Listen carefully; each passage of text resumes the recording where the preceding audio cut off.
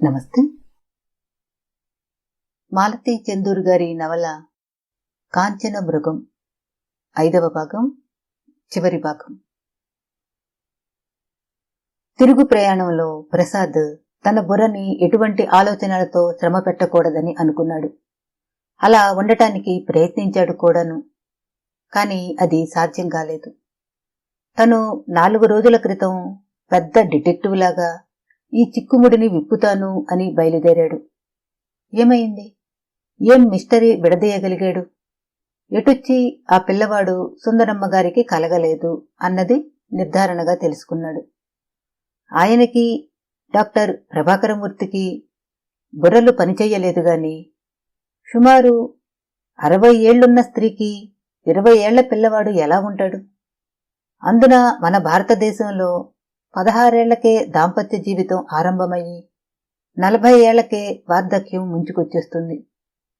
అటువంటప్పుడు సుందరమ్మ గారికి అంత చిన్నపిల్లవాడు ఉండటానికి అవకాశం లేదని తమకి ఎందుకు తట్టలేదు? రాబీకి, రావుగారి కుటుంబానికి బాంధవ్యం ఉంది. అది సక్రమం అయి ఉంటే రాబీ ఇలా ఎక్కడో పెరుగుతూ ఉండేవాడు కాదు. అది అక్రమమైన బాంధవ్యమే కాని పైకి ఎలా చెప్పటం? రాబీ సుందరమ్మ గారి కూతురి కొడుకు కాబట్టి వాడి మెళ్ళో ఆవిడ చంద్రహారం వేసింది. ఇది దొంగతనం కాదు అని పైకి చెప్పినప్పుడు ఎన్ని జీవితాలు, ఎన్ని కుటుంబాలు తల్లకిందులవుతాయి? రాబీ తన కొడుకు అని తెలుసుకున్నప్పుడు పంకజం భరించగలదా? 2 పిల్లలు, సంసారం, ఆవిడ జీవితం ఏమవుతుంది? తనేం చెయ్యాలి? డాక్టర్ ప్రభాకరమూర్తి నర్సింగ్ హోంలో దొంగతనం జరిగింది. ఆ నర్సుని పట్టుకుపోండి అని పోలీసులకి అప్పగించాలా? అప్పుడు ఒక అబద్ధాన్ని నిజంగా మారుస్తున్నామని అర్థం. పోనీ రహస్యంగా ఈ చంద్రహారం రావుగారికి అప్పచెబితే ఎలా? ఏ సంజాయిషి ఇచ్చుకుని అప్పచెబుతారు? మళ్లీ ఎలిజబెత్ దొంగ అని ఒప్పుకోవలసి వస్తుంది. నిజం అబద్ధమవుతుందప్పుడు ఎలా? ఎలా? పోనీ రావుగారి చిన్న కోడలు మాధవిని పిలిచి గొడవ చెయ్యకండి, మీ వస్తువు మీకు అప్పచెబుతాం అంటే మొదటికే మోసం వస్తుంది. సుందరమ్మగారు పోయిన రోజు ఆవిడ తనని, డాక్టర్ మూర్తిని నిలదీసినప్పుడు ఆ చంద్రహారం విషయం తమకి తెలియదన్నట్లు ప్రవర్తించారు. తెలిసే ఆనాడు తాము అలా మాట్లాడామని గ్రహిస్తే ఆవిడ ఊరంతా టామ్ వేస్తుంది. అందుకు సందేహం లేదు. ఏం చెయ్యాలి? ఏం చెయ్యాలి? తను ఎందుకీ ప్రయాణం చేసినట్లు? ఏం సాధించినట్లు? ఈ విచిత్ర సంఘటనకి సంబంధించిన వ్యక్తుల దగ్గర నుంచి పాత గాథ రాబట్టాడు. అందువల్ల ఎలిజబెత్ నిర్దోషి అని నిరూపణ అయింది. కాని అది పైకి చెబితే ఒక స్త్రీ సంసారం, పిల్లలు, భర్త, గౌరవం, ప్రతిష్ట అన్నీ మంటగలిసిపోతాయి. అలాంటప్పుడు తను ఈ పాత గాథ రాబట్టడం నిష్ప్రయోజనమైంది. డాక్టర్ ప్రభాకరమూర్తికి తాను ఏం చెప్పాలి?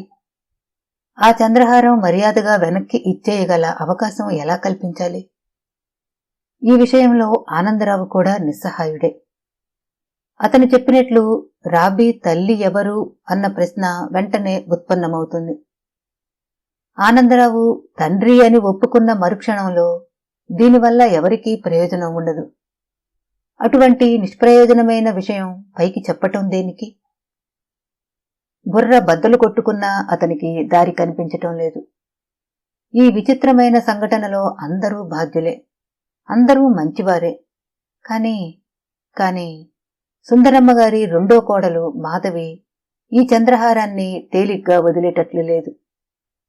ఆవిడ అల్లరి చేస్తేగాని ఊరుకునేటట్లు లేదు. ఈ విషయానికి తాను ఎటువంటి ముగింపు ఇవ్వలేకపోయినందుకు సాయి ప్రసాద్కి విసుగ్గా ఉంది. 4 రోజుల పాటు 3 ఊళ్ళు తిరిగి మళ్లీ బయలుదేరిన చోటుకే వచ్చాడు. సమస్య ఎక్కడ ఆరంభమైందో అక్కడే ఉంది. కదలలేదు, చలనం లేకుండా ఉంది. ఏం చెయ్యాలి? ఆ రాత్రి డాక్టర్ ప్రభాకరమూర్తి చాలా ఆతృతగా వచ్చాడు సాయి ప్రసాద్ దగ్గరకు. అతను తన ఆశలన్నీ ఈ సాయి ప్రసాద్ పైనే పెట్టుకొని ఉన్నాడు. ఆ చంద్రహారం తాచుపాములాగా అతనిని భయపెడుతున్నది. అది కొండ చిలువలాగా అతన్ని నిలువెల్లా చుట్టబెడుతోంది. ఏమైంది? అడిగాడు డాక్టర్ ప్రభాకర్. రాబీ ఎవరో, సుందరమ్మగారికి ఏమవుతాడో ఆధారాలతో తెలుసుకుని వచ్చాను. అందువల్ల మనకొరిగేదేముంది? అది నిజమే. ఎలిజబెత్ అబద్ధం చెప్పలేదు. అంతవరకు నిరూపణ అయింది. నేను మొదటి నుంచి చెబుతూనే ఉన్నాను, ఎలిజబెత్ చాలా మంచి మనిషి. వాళ్లమ్మ నాకు 15 ఏళ్లగా తెలుసు. కూతురు అందుకునేదాకా ఎస్తేరమ్మ మా నర్సింగ్ హోంలో ఆయాగా ఉండేది. సాయి ప్రసాద్ మాట్లాడలేదు. ఇంకా ఎవరిని చూశారు? ఈ విషయం బయటికి పొక్కకుండా సుందరమ్మగారు ఎలా మేనేజ్ చేశారు? అవన్నీ విన్నప్పుడు ఆశ్చర్యం వేసింది. కాని వాటి వల్ల మనకి ప్రయోజనం లేదు. ఇక్కడ ఒక్కటే ప్రశ్న. రాబీ పంకజం కొడుకు. పెళ్లి కాకుండా అక్రమంగా తల్లి అయింది అన్నది మీరు బయటికి అందరి ముందు చెప్పగలరా? అడిగాడు సాయి ప్రసాద్ సవాలు విసురుతున్నట్లు. డాక్టర్ మూర్తి కాస్త తడబడ్డాడు. ఎప్పుడో 20 ఏళ్ల క్రితం జరిగిన బలహీనతని పెళ్లి చేసుకుని సుఖంగా ఉన్న గృహిణిపైన ఎలా రుద్దటం? అయితే ఆ చంద్రహారం చిన్న అబద్ధం చెప్పి వెనక్కి ఇచ్చేయండి అన్నాడు ప్రసాద్. అదెట్లా? మరణించిన ఒక స్త్రీ ఆఖరి కోరికని కాదనటానికి మనమెవరం అని మీరే కదా అన్నది. మరి చంద్రహారం రాబీకి చెందాలి. న్యాయ ప్రకారం అది రాబీ సొత్తు. అందుకోసం పంకజం గారి గత జీవితం గురించి ఎత్తటం న్యాయం కాదు. అలా అని హాస్పిటల్లో దొంగలున్నారు, ప్రాణం పోయిన వాళ్ల నగలు ఒలుచుకుంటారు అన్న అపవాదుని నేను భరించలేను. అయితే ఎలా అంటారు? రాబీకి ఆ చంద్రహారం దక్కాలంటే మీ స్టాఫ్ మీద దొంగతనం రుద్దబడాలి. లేకపోతే పంకజం గారు చేసిన తప్పు రెండిట్లో ఏదో ఒకదానిని మీరు ఒప్పుకోవాలి. నేను ఏ ఒక్కటి ఒప్పుకోను. పోనీ రావుగారితో సంప్రదిస్తేనో? అడిగాడు ప్రభాకరమూర్తి. ఏమని? ఆయన వెస్ట్ జర్మనీలో ఉండగా ఇది సంభవించింది. 3వ కంటివాడికి తెలియకుండా చనిపోయిన ఒక స్త్రీ ఇంత బాధ్యత వహించి రహస్యం దాచింది ఇన్నాళ్లు. ఇప్పుడు ఆ విషయం మీరు చెబుతారా? రావుగారు పంకజానికి ఏమవుతారు? తండ్రి. ఈ మాత్రం తెలీదా అన్నట్లు జవాబు చెప్పాడు డాక్టరు. కన్న తండ్రి తన కడుపున పుట్టిన కూతురు ఈ పని చేసింది. ఆ తప్పిదాన్ని తన భార్య ఇన్నాళ్లు కప్పిపెట్టింది అంటే ఎలా ఫీలవుతాడు? 60 ఏళ్ల వయసులో భార్య చనిపోయిన ఆయన ఒంటరిగా ఫీలవుతున్న సమయంలో ఇంత తతంగం తనకు తెలియకుండా జరిగింది అంటే ఆయన మనోభావాలు ఎలా ఉంటాయి? ఊహించండి అన్నాడు ప్రసాద్. తను ఊహించలేనట్లు చూశాడు డాక్టర్. ఈ విషయం వింటే ఆయనకి లోకం మీద నమ్మకం పోవచ్చు. రావుగారికి భార్య అంటే ప్రాణం. ఆ విషయం మీ ఇంట్లో కూడా అనేకసార్లు చెబుతుండేవారని మీరే అన్నారు. అటువంటి భార్య తన కూతురు పెళ్లి కాకుండా తల్లి అయిందనే విషయం తనకే తెలియకుండా దాచింది అంటే ఎలా ఫీలవుతారు? ఆమె తెలివికి ముందు చూపుకి జోహార్లు అర్పిస్తారు. మీరు పొరపడ్డారు. బాధ్యత లేనప్పుడు, ఆ సమస్యలో తాను చిక్కుకోనప్పుడు ముఖ్యంగా మన మగవాళ్లం నైతిక పరంగా ఆలోచిస్తాం. ఇంత అప్రాచ్యపు పని, ఇంత పాపిష్టి పని కూతురు చేస్తే ఆ తల్లి క్షమించి దాచిపెట్టింది అంటే ఆ మనిషి ఎల్లాంటిది అన్న కోపం వస్తుంది. ఇంత తెలిసిన భార్య మీదనా? ఎంత తెలిసినా, ప్రేమించినా కూతురు పవిత్రత అనేసరికి తండ్రి దృక్పథం విచిత్రంగా ఉంటుంది. 20 ఏళ్లు కాదు, 100 ఏళ్లైనా తన రక్త సంబంధీకుల అపవిత్రతను మగవాడు హర్షించడు. అంతేనంటారా? అంతేకాదు, ఈ విషయం విన్నప్పుడు రావుగారికి తన భార్య కార్యదక్షత ముందు చూపు కంటే ఆమె తనని చవటని చేసింది, ఈ విషయం తనని సంప్రదించలేదు, మనసు విప్పి చెప్పలేదు అన్న కోపం వస్తుంది. ఎందుకంటారు? అది మానవ స్వభావంలోని సున్నితమైన అహం, గర్వం. మగవాడి ప్రయోజకత్వం మీద దెబ్బ. ఇలా ఎన్ని పేర్లైనా సరే పెట్టి పిలవచ్చు. మరి ఎలా అంటారు? నాకు నా ప్రాక్టీస్, నా ప్రతిష్ట దెబ్బతినకుండా ఉండటం ముఖ్యం. అప్పుడు ఎలిజబెత్ కొట్టేసింది అని మీరు కూడా మాధవి గారితో కలిసి ఎలిజబెత్ని పోలీసులకి అప్పగించండి. పోనీ దొంగతనం చేసి మీ చేతికి ఇచ్చిందని వాళ్ల నగ వాళ్లకి ఇచ్చేయండి. అది అన్యాయం కాదా? 100 మంది దోషులు తప్పించుకున్నా ఒక నిర్దోషికి శిక్ష పడకుండా చూడటమే న్యాయం అంటారు కదా. అది నిజమే. ఇప్పుడు చెప్పండి, రావుగారింటికి మళ్ళీ వెళ్ళారా? లేదు. కబుర్లు తెలిసాయా? మొన్న మాధవి గారు ఫోన్ చేశారు. ఏమని? ఎలిజబెత్ అడ్రస్ కావాలి అని. ఏమన్నారు? మీ మామగారితో మాట్లాడతాను, మీతో మాట్లాడే విషయాలు నాకేం లేవని ఫోన్ పెట్టేశాను. నిప్పు తొక్కిన కోతిలా ఎగిరి ఉండాలి. ఎగిరే ఉండవచ్చు. రావుగారు పెద్ద మనిషి. ఈ 12 రోజులు గుంబనగా ఉంచుతానన్నారా విషయాన్ని. ఈవిడగారేమో పిచ్చెక్కినట్లు గెంతుతోంది. ఇంట్లో మిగతా ఆడవాళ్లు, మగవాళ్లు లేరా? ఈవిడ ఒక్కర్తే ఎందుకింత ఆరాటపడుతోంది? పెద్ద కోడలు, కూతురు, కొడుకులు ఇంతమంది ఉండగా ఈ మాధవే ఎందుకు ముందుకొస్తోంది? సాలోచనగా ప్రశ్నించాడు సాయి ప్రసాద్. అవును, మీరు చెబుతుంటే అనిపిస్తోంది. చంద్రహారం అన్నప్పుడు మిగతా స్త్రీలకి మట్టుకు ఎందుకు ఆశ ఉండదు? వాళ్లకి భాగం ఉందిగా. అసలు తగాదా వేసుకోవలసిన మనిషి పంకజం. ఈ మాధవే ఎందుకు ఎగురుతోందో నాకు ఆశ్చర్యంగానే ఉంది. పోనీ ఒకసారి వాళ్ళింటికి వెళదామా? అమ్మో, నాకు భయం బాబు. ఆ మాధవి గారు నా జేబులో చెయ్యి పెట్టి చంద్రహారం తీసివ్వు అంటుందేమో.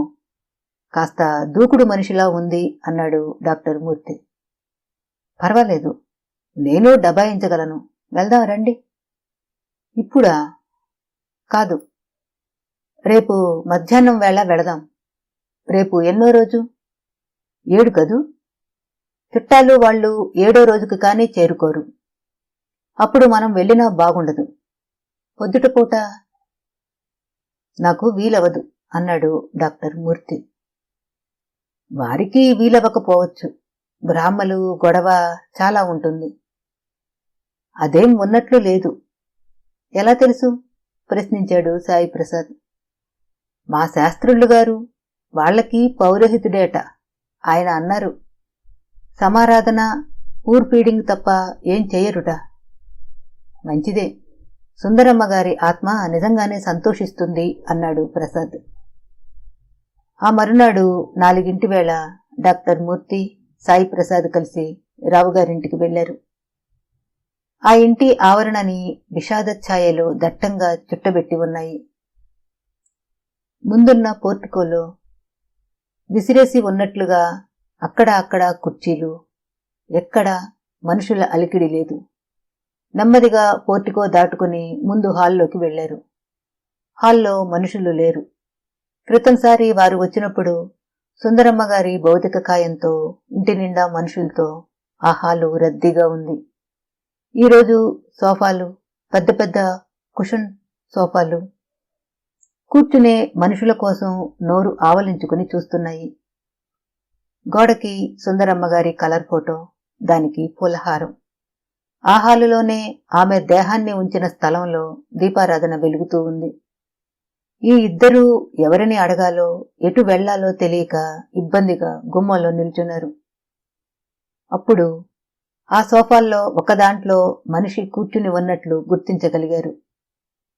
సర్వస్వం కోల్పోయిన వ్యక్తిలాగా రావుగారు ముడుచుకుని తల వంచుకుని కూర్చుని ఉన్నారు. ఇద్దరూ అటువైపుకి వెళ్లారు. ఆయన తల ఎత్తి చూసి కూర్చోమన్నట్లు చేత్తో చూపించారు పక్క సోఫా. నిశ్శబ్దం. ఎవరికీ మాట్లాడాలని అనిపించటం లేదు. ఇల్లు బావురుమంటూ ఉంది. ఆఖరికి పిల్లల కంఠాలు కూడా వినిపించటం లేదు. సాయి ప్రసాద్కి ఆశ్చర్యంగా ఉంది. ఈ వృద్ధుని వదిలేసి ఇలా ఒంటరిగా వదిలి అందరూ ఎక్కడికి వెళ్లారు? ఎవరి పనుల మీద వాళ్ళు వెళ్ళిపోయారా? ఏకాకిగా ఈ మనిషిని వదిలి వెళ్ళిపోయారా? పైకి అడగలేక, మనసులోని జాలిని అణుచుకోలేక ఉక్కిరిబిక్కిరవుతున్నాడు ప్రసాద్. చుట్టూ దిక్కులు చూస్తున్నాడు డాక్టర్ మూర్తి. ఇల్లు చూశారా ఎంత బావురుమంటోందో? ఈపాటికి మా సుందరం అయితే కాఫీ తీసుకురానా? ఏం తీసుకుంటారు అంటూ ఎదురొచ్చి పలకరించేది. ఆయన కంఠంలో విషాదం. వాక్యం పూర్తి చేయలేనట్లు 2 అరచేతుల్లో తల ఉంచుకుని కళ్ళు మూసుకున్నారు. అంతా ఆగిపోయాడు డాక్టర్ మూర్తి. మా అల్లుడొస్తున్నాడు. ఎయిర్పోర్ట్కి వెళ్లారు. పిల్లలు కూడా వస్తున్నారా? అడిగాడు ప్రసాద్ ఏదో అడగాలని. అమ్మాయి తీసుకురమ్మని చెప్పింది. పిల్లలతో పాటు ఒక 3 నెలలు ఉంటుంది నాకు సాయంగా. ఈ ఇంట్లో ఒక్కడిని ఉండలేనమ్మా అన్నారు. అదే మంచిదండి. కొన్నాళ్ళు మీతో ఎవరన్నా ఉండాలి. మా అల్లుడు చాలా మంచివాడు. ఎమర్జెన్సీ అని వారం రోజుల్లో ఫ్లైట్కి ఏర్పాటు చేశాడు. ఎక్కడా టికెట్స్ లేవుట. ఏం చేస్తుంటారు? అడిగాడు. MVSC చేసి రీసెట్ చేశాడండి. పౌల్ట్రీలో ఏదో ఒక సెక్షన్లో రీసెట్ చీపుట. చాలా నిదానస్తుడు. మా సుందరానికి అల్లుడంటే ఎంతో ఆపేక్షండి. అదే ఉంటే ఈ పాటికి ఎంత హడావిడి చేసేదో. నన్ను ఇలా కూర్చొనిచ్చేది కాదు. ఆయన తడికళ్లను తుడుచుకునే ప్రయత్నం చేయలేదు. జ్ఞాపకాలలోకి వెళ్లిపోయారు. పిల్లలు చదువుకుంటున్నారా? ఆడపిల్లకి 9 ఏళ్లు, మగపిల్లవాడికి 6 ఏళ్లు. ఇద్దరూ చాలా తెలివిగా ఉంటారు. మా అమ్మాయి అల్లుడు ఇద్దరూ పిల్లలకి తెలుగు నేర్పారు. పట్టుబట్టి చందమామలు చదివిస్తుంటారు. మాతృభాష మర్చిపోకూడదని. సాయి ప్రసాద్ ఆయన మాటలు వింటూనే మనసులో గుణించుకుంటున్నాడు. పంకజం 10 ఏళ్లు ఆగిగాని పెళ్లి చేసుకోలేదన్నమాట. ఇంచుమించు ఆనందరావు కూడా 10 ఏళ్లు దాటాక చేసుకున్నాడు. ఈ ఇద్దరికీ ఆ పాత సంఘటన మరుగున పడటానికి 1 దశాబ్దం పట్టిందన్నమాట. అమ్మాయి కూడా ఉద్యోగం చేస్తున్నారా? మొదట్లో చేసేది. పిల్లలు కలిగాక ఇల్లు పిల్లలు చాలనుకుంది. ఎంత సంపాదించి ఏం లాభం? అంతా బేబీ సిట్టర్స్కి పెట్రోల్కి అయిపోతుంది. దాని బదులు నేను ఇంట్లో ఉండి పిల్లలు ఆయన భోజనం చూసుకుంటే తృప్తి అంటుంది. ఆయన కంఠంలో కూతురి పట్ల వాత్సల్యం. ఆ అమ్మాయి తీసుకున్న నిర్ణయం సరి అయినది అన్న ఆమోదముద్ర ధ్వనిస్తూ ఉంది. అమ్మాయి ఇక్కడి నుంచి హైయర్ స్టడీస్కి స్టేట్స్ వెళ్లారా? మా సుందరానికి తన 3 పిల్లలు ప్రత్యేకంగా ఉండాలని సరదా. పెద్దవాడిని CA చదివించింది. రెండోవాడిని డాక్టర్ చేసింది. మా అమ్మాయిని వెటర్నరీ డాక్టరుగా చదివించింది. ఆ రోజుల్లో ఆడపిల్లలు ఈ కోర్సు చదవటం చాలా అరుదు. మద్రాసులో ఉంచి చదివించింది. ఇది తెలుగు వాళ్లలో 2వ పిల్లండి. మొదటమ్మాయి ముక్తేశ్వరంలో ఉద్యోగం చేస్తున్నదట. మనమ్మాయికి అందరికంటే పెద్ద డిగ్రీ ఉండాలని MVSCకి స్టేట్స్ పంపింది. ఆయన జ్ఞాపకాల్లో గత స్మృతులతో కొట్టుమిట్టాడుతున్నాడు. వయసు వచ్చి ఉద్యోగ విరమణ చేసి భార్య గతించాక మగవాడు ఎంత నిస్సహాయంగా అయిపోతాడో ప్రత్యక్షంగా చూస్తున్నారు. ఈ ఇద్దరూ ఆయన్ని ఓదార్చలేరు. ఆయన చెప్పే మాటలు వినటం తప్ప అంతకు మించిన సానుభూతి ఏమీ ఉండదు. అదే ఆయనకి తాము ఇవ్వగల ఓదార్పు అనుకున్నాడు ప్రసాద్. మా వాళ్లంతా మా సుందరాన్ని ఆక్షేపించేవారు. పెట్టుపోతల్లో అది ఎప్పుడూ లోపం చేసేది కాదు. మా వాళ్లని అందర్నీ పండగలకి పిలిచేది, చీరలు పెట్టేది. వాళ్ల పిల్లల పెళ్లిళ్లకు బాగా డబ్బిచ్చేది. పిల్లల చదువుల విషయంలో, మా సంసార విషయాల్లో మహా నిక్కచ్చిగా ఉండేది. అందరూ మా ఇంటికొచ్చేవాళ్లు తప్ప అది ఒక్కరోజు కూడా ఎక్కడా ఉండేది కాదు. ఇప్పుడు మేము ఎవ్వరం లేని చోటికి వెళ్లిపోయింది. ఆయన గొంతు దుఃఖంతో పూడుకుపోయింది. మా అమ్మగారు చెప్పారు, చాలా ఉత్తమురాలు అని. ఒకరి జోలికి వచ్చేవారు కారుట. తమ ఇల్లు తమ పిల్లలు తప్ప. అసలు దానికి ఉన్న మనోబలం నాకు లేదండి. పిల్లలు చిన్నవాళ్లు, చదువులు ఇన్ని ఉండి కూడా అది నన్ను జర్మనీ వెళ్లమని ప్రోత్సహించింది. పిల్లల్ని పెట్టుకుని ఒంటరిగా ఉండి చదువులు చెప్పించింది. మా పంకజానికి బోన్ టీబీ వచ్చి 6 నెలలు పక్క మీద ఉన్నా అది నాకు రాయలేదు. రాస్తే ఎక్కడ కంగారు పడిపోతానో అని. అటువంటి మనిషి, నాకు ధైర్యం చెప్పే వ్యక్తి ఇలా ఒంటరిగా వదిలి వెళ్ళిపోయింది. నన్నెవరికి అప్పచెప్పింది? నేను ఎలా బతకను? తనలో తను మాట్లాడుకుంటున్నాడు ఆయన. సాయి ప్రసాద్ డాక్టర్ వంక చూశాడు అర్థవంతంగా. సుందరమ్మగారు భర్తను ఎలా వాస్తవాలకి దూరంగా ఉంచిందో చూశారా అన్నట్లు. ఆయన తీరు వివాహపు తొలి రోజుల గురించి, పిల్లల పుట్టుక గురించి 40 ఏళ్లు వెనక్కి వెళ్లి చెప్పుకుంటూ పోతున్నారు. వీరిద్దరూ ప్రశ్నలు వేయకుండా వింటున్నారు. ఈ లోపల బయట కారు ఆగిన చప్పుడు, మనుషుల కంఠాలు, పిల్లల గొంతులు. పోర్టికోలో ఆగిన 2 కార్లలోంచి పిల్లలు పెద్దలు దిగుతున్నారు. ఎర్రగా పొడవుగా ఉన్న మధ్య వయస్కుడు గబగబా లోపలికొచ్చాడు, డాడీ అంటూ. బయటవారైనా తాము ఈ విషాద వాతావరణం మధ్య ఉంటే బాగుండదని ఇద్దరూ లేచారు. ఇద్దరూ కారు ఎక్కుతుంటే నిప్పులు కురిపిస్తూ వాళ్ల వంక చూస్తున్నది రావుగారి రెండో కోడలు మాధవి. మనం ఎందుకొచ్చాం? అడిగాడు కారు స్టార్ట్ చేస్తూ డాక్టర్ మూర్తి. ఎందుకొచ్చినా ఎట్లా వచ్చినా పంకజం విషయం రావుగారికి ఏమీ తెలియదు, అనుమానం కూడా లేదు, అది స్పష్టమైంది అన్నాడు ప్రసాద్. అంచేత రాబీ గురించి ఆయనకి చెప్పే ప్రసక్తి లేదంటారు. కరెక్ట్ అన్నాడు ప్రసాద్ 3 అక్షరాల్లో. ఏమైతే అది అవుతుంది అని ఊరుకుంటే ఎలా ఉంటుంది? సలహా అడిగాడు డాక్టర్ మూర్తి. మాధవి గారి కళ్ళు చూశారుగా. అమ్మ బాబోయ్, మనలని భస్మీపటలం చేసేట్టు చూస్తోంది. సో ఆవిడ ఈ 12 రోజులు గడిచేదాకా ఎదురు చూస్తూ ఉంటుందన్నమాట. ఆవిడ మాట ఎలా ఉన్నా ఆ చంద్రహారం నా లాకర్లోంచి తాచుపాములా బుసలు కొడుతోంది. ఆ నగని వదిలించుకుంటే గాని నాకు పీస్ ఆఫ్ మైండ్ ఉండదండి. నా నర్సింగ్ హోంలో నుంచి బాగుపడి వెళ్లిన వాళ్లు ఉన్నారు. అప్పుడప్పుడు ఇలా ప్రాణం లేకుండా నిష్క్రమించిన సందర్భాలు ఉన్నాయి. కేసు ఫెయిల్ అయ్యి పేషెంట్ను రక్షించలేనప్పుడు ఒక రోజల్లా బాధపడటం, మనసు డిస్టర్బ్ అవటం మాకు సంభవిస్తూ ఉంటుంది. కాని ఇలా కేసు ముగిశాక కూడా రోజుల తరబడి నన్ను అశాంతితో ముంచుతూ ఉండటం ఇప్పుడే జరిగింది.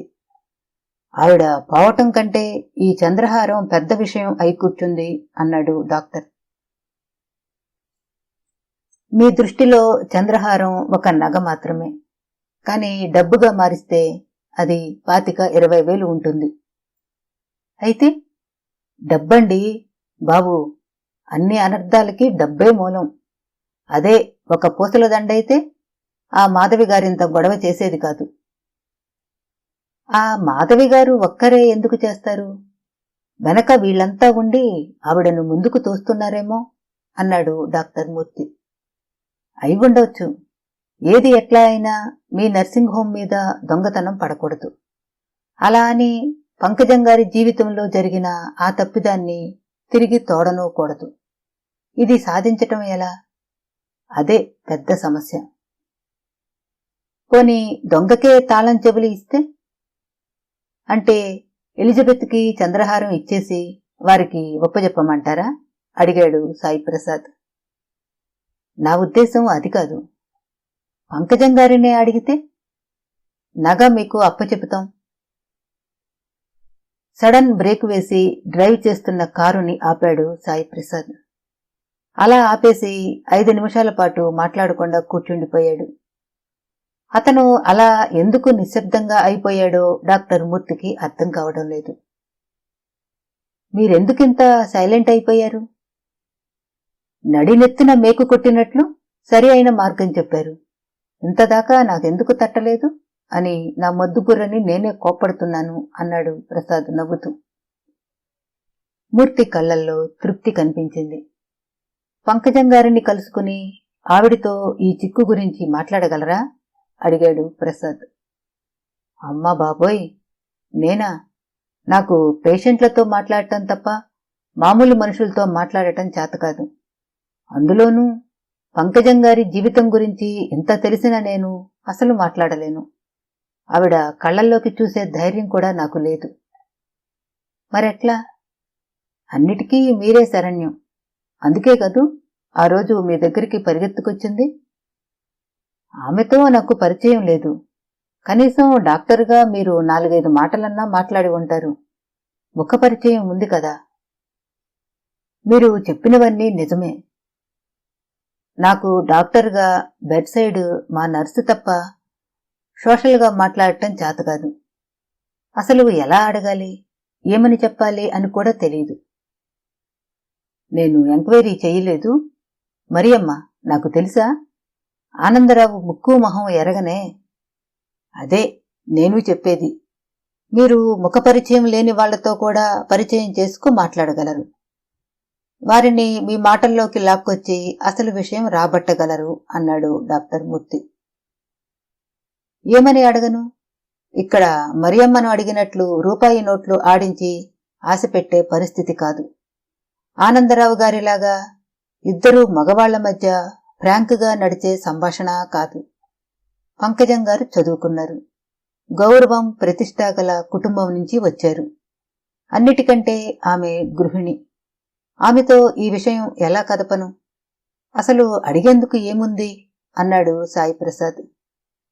అతను కారు స్టార్ట్ చేయలేదు. అలాగే కూర్చుని ఆలోచిస్తున్నాడు. చంద్రహారం గురించి అడిగితేనో? ఏమని అడగమంటారు? అసలు ఆవిడతో మాట్లాడే అవకాశం ఎలా క్రియేట్ చేస్తారు అడిగాడు ప్రసాద్. ఇంటికెళ్ళి అడిగితేనో? మాధవి గారు, పంకజం భర్త, అన్నలు, రావుగారు, బంధువులు, పిల్లలు, ఇందరి మధ్య ఆవిడతో ఒక్క ముక్క మాట్లాడే అవకాశం ఉంటుందా? ఉండదు అన్నాడు మూర్తి. మరి మా నర్సింగ్ హోమ్కి రమ్మనమందాం. ఫోన్ చేసి పంకజం గారికి నేను సాయి ప్రసాద్ని, మీతో పరిచయం లేని కొత్తవాడిని, హాస్పిటల్కి రండి మాట్లాడుకుందాం అని ఫోన్ చెయ్యనా? ఇది భారతదేశమండి బాబు. ఈ చంప ఆ చంప వాయిస్తారు. పరాయి మగాడు గౌరవనీయురాలైన ఒక గృహిణికి ఇలా ఫోన్ చేస్తే. అదీ నిజమే. ఆమె భర్త గారికి. పక్కున నవ్వాడు సాయి ప్రసాద్. ఇది ఎంత తెలివి తక్కువ సజెషనో అన్నట్లు. ఆ క్షణాన కాస్త కినుక వచ్చిన డాక్టర్ మూర్తికి తను అన్నమాట ఎంత అనుచితమైనదో బోధపడింది. నోరు మూసుకుని ఊరుకున్నాడు. పంకజం గారి సలహా అడిగితే ఈ సమస్య కొంతవరకు విడతేయవచ్చు. కానీ ఆవిడ స్వభావం ఎలాంటిదో మీకు తెలుసా? అంటే ఇప్పుడు ఆనందరావు గారే ఉన్నారనుకోండి. ఆయనకి గతంలో చేసిన పొరపాటు ఒప్పుకునే మనోధైర్యం ఉంది. నేను వెళ్లిన 5 నిమిషాల్లోనే సంభాషణ సభ్యమైన ధోరణిలోకి వచ్చేసింది. పంకజం గారితో అలా మాట్లాడటానికి వీలు కాదు అని మీ ఉద్దేశం కదూ అడిగాడు డాక్టర్. అవును అన్నట్లు తల ఊపాడు ప్రసాద్. మీరు గురువుగారిని మర్చిపోతున్నట్లున్నారు. మానవ స్వభావాన్ని తరచి చూసినప్పుడు కొన్ని పరిస్థితుల్లో స్త్రీకే ఎక్కువ ఆనెస్ట్గా ఉంటారని ఆయన రాసినట్లు జ్ఞాపకం. నిజమే. అంతేకాదు, గడిచిన కాలంలోని ప్రేమలు, అనుభవాలు స్త్రీలు మగవాళ్ల కంటే ధైర్యంగా ఒప్పుకుంటారు అని కూడా ఒకచోట మామ్ అంటాడు. అయితే సుఖంగా హాయిగా జరిగిపోతున్న జీవితం, భర్త, పిల్లలు చల్లగా ఉన్న ఈ సంసారంలో గత జీవితాన్ని తవ్వి నిప్పులు పోసుకునే ఆడవాళ్లు ఉంటారంటారా అడిగాడు సాయి ప్రసాద్. ఉండరు. కాని ఈ విషయం పైకి మీరు చెప్పరుగా. చెప్పనని ఆవిడకు నమ్మకం ఏమిటి? నేను బ్లాక్మెయిల్ చేస్తానేమోనని భయపడదా? అలా చేసేవారైతే ఈపాటికే చేసి ఉండేవాళ్లంగా అడిగాడు డాక్టర్ మూర్తి. అది ఒక పాయింటే. ఆనందరావు మీద సుందరమ్మ గారికి గల ప్రభావంలో 1000వ వంతు ఈ పంకజం గారి మీద ఉన్నట్లయితే ఆవిడ భయపడరు. నా ఉద్దేశంలో పంకజం గారికి చాలా ఆత్మశక్తి, నిగ్రహం ఉండి ఉండాలని అనిపిస్తోంది. ఎందువల్ల? ఎలా చెప్పగలుగుతున్నారు మన ఈ సత్యశోధనకి అసలు కారణం అయిన చంద్రహారాన్ని బట్టి పంకజం మామూలు సగటు స్త్రీ అయి ఉంటే చంద్రహారం గురించి మిమ్మల్ని నిలదీసి ఉండేది అన్నాడు ప్రసాద్. తీగ తీస్తే డొంక కదులుతుందని భయపడిందేమో. ఆ అవకాశం లేదు. ఎలిజబెత్ని 1కి 10 సార్లు అడిగాను. చాలా క్లోజ్గా క్వశ్చన్ చేశాను. పంకజం రాబీని చూడలేదు, చూసే అవకాశం లేదు అని చెప్పింది. పంకజమే కాదు, రాబుగారి బంధువులెవరూ ఈ పిల్లవాడిని చూడలేదు. వాడు వరండాలో భయపడి నక్కి నిల్చున్నాడని చెప్పింది. అవును, ఎన్నిసార్లు అడిగినా ఆ మాటే చెప్పింది. ఇంకో విషయం, పంకజం రాబీని గుర్తించే అవకాశం లేదు. ఎందుకు లేదు? కన్న తల్లి కదా. ఆ మాటకొస్తే సుందరమ్మ గారి కంటే పంకజానికే ఇన్స్టినేటివ్గా తన రక్తాన్ని గుర్తించే అవకాశం ఉంది అన్నాడు డాక్టర్ మూర్తి. అది నిజమే. కాని పంకజం పిల్లవాడిని ఒక్కసారి కూడా చూడలేదుట. సిజేరియన్ చేశారుట, మత్తు ఇచ్చారుట. మరియమ్మ మాటలు జ్ఞాపకం చేసుకుంటూ అన్నాడు ప్రసాద్. పిల్లవాడిని చూపించకుండా ఉండటం చాలా అన్యాయం అన్నాడు డాక్టర్ మూర్తి. అది వదిలేయండి. హాస్పిటల్ వారు తల్లి కలిసి పంకజం కళ్లల్లో పసివాడి రూపం పడకుండా జాగ్రత్త పడ్డారు. ఆ అమ్మాయి ఇంచుమించు నిద్రమాత్రలతోనే పడి ఉండేదిట. అంచేత పంకజం రాబీని గుర్తించటం అసంభవం. కాబట్టి తీగ కదిల్చే సమస్య లేదు. సో పంకజానికి నగ మీద ఆశ లేకపోవచ్చు.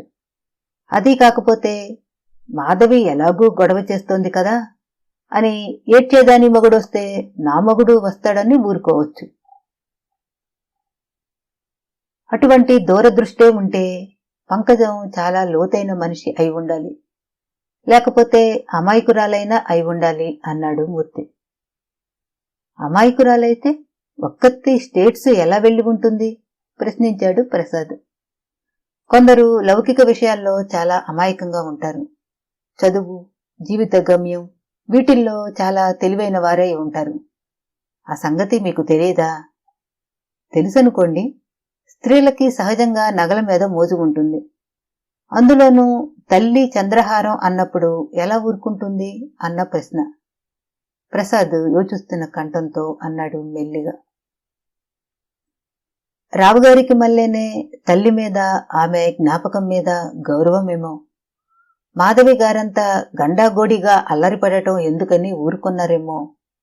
ఆలోచన సప్లై చేశాడు డాక్టర్ మూర్తి. ఆ మాత్రం సెన్సిటివ్ అయితే మనం మాట్లాడవచ్చు. కానీ ఎలా? ఒంటరిగా ఒక గృహిణిని కలుసుకుని మాట్లాడటం ఎలా సాధ్యం? నేను ఫోన్ చేసి చెప్పనా? ఏమని? ఒకసారి మా నర్సింగ్ హోమ్కి రండి అని ఫోన్ చేస్తాను. వాళ్ళ ఆయన్ని వెంట పెట్టుకొస్తేనో?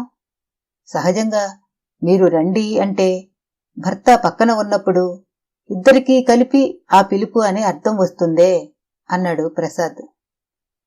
మరి ఎలా? నాకు బోధపడకుండా ఉంది. పంకజం గారిని ఒంటరిగా కలుసుకుంటే కొంత సర్దుబాటు చెయ్యవచ్చునేమోనని ఆశగా ఉంది. కాని ఆ మాధవి వేట కుక్కలా పసికట్టి తనూ వస్తే మనం చేసేదేముంది? ఈ లోపల ఏ పిల్లలకైనా ఒంట్లో బాగుండకపోతే? ఆశగా ఉంది డాక్టర్ కంఠం. ప్రసాద్ పక్కపక్క నవ్వాడు. దేనికి నవ్వుతున్నారు అడిగాడాయన ఉడుక్కుంటూ. ప్రాక్టీసు మొదలుపెట్టిన కొత్తల్లో డాక్టర్లు రోగుల జబ్బులకై ప్రార్థిస్తారుట. ప్రాక్టీసు పుంజుకున్నాక రోగులు డాక్టర్ల కోసం ప్రార్థన చేస్తారు. మీరు మళ్ళీ పంకజం గారి పిల్లలకి ఒంట్లో ఆగిపోయాడు నవ్వుతూనే ప్రసాద్. ఒక పని చేస్తాను, పంకజం గారికి ఫోన్ చేస్తాను. ఏమని అడిగాడు కుతూహలంతో ప్రసాద్.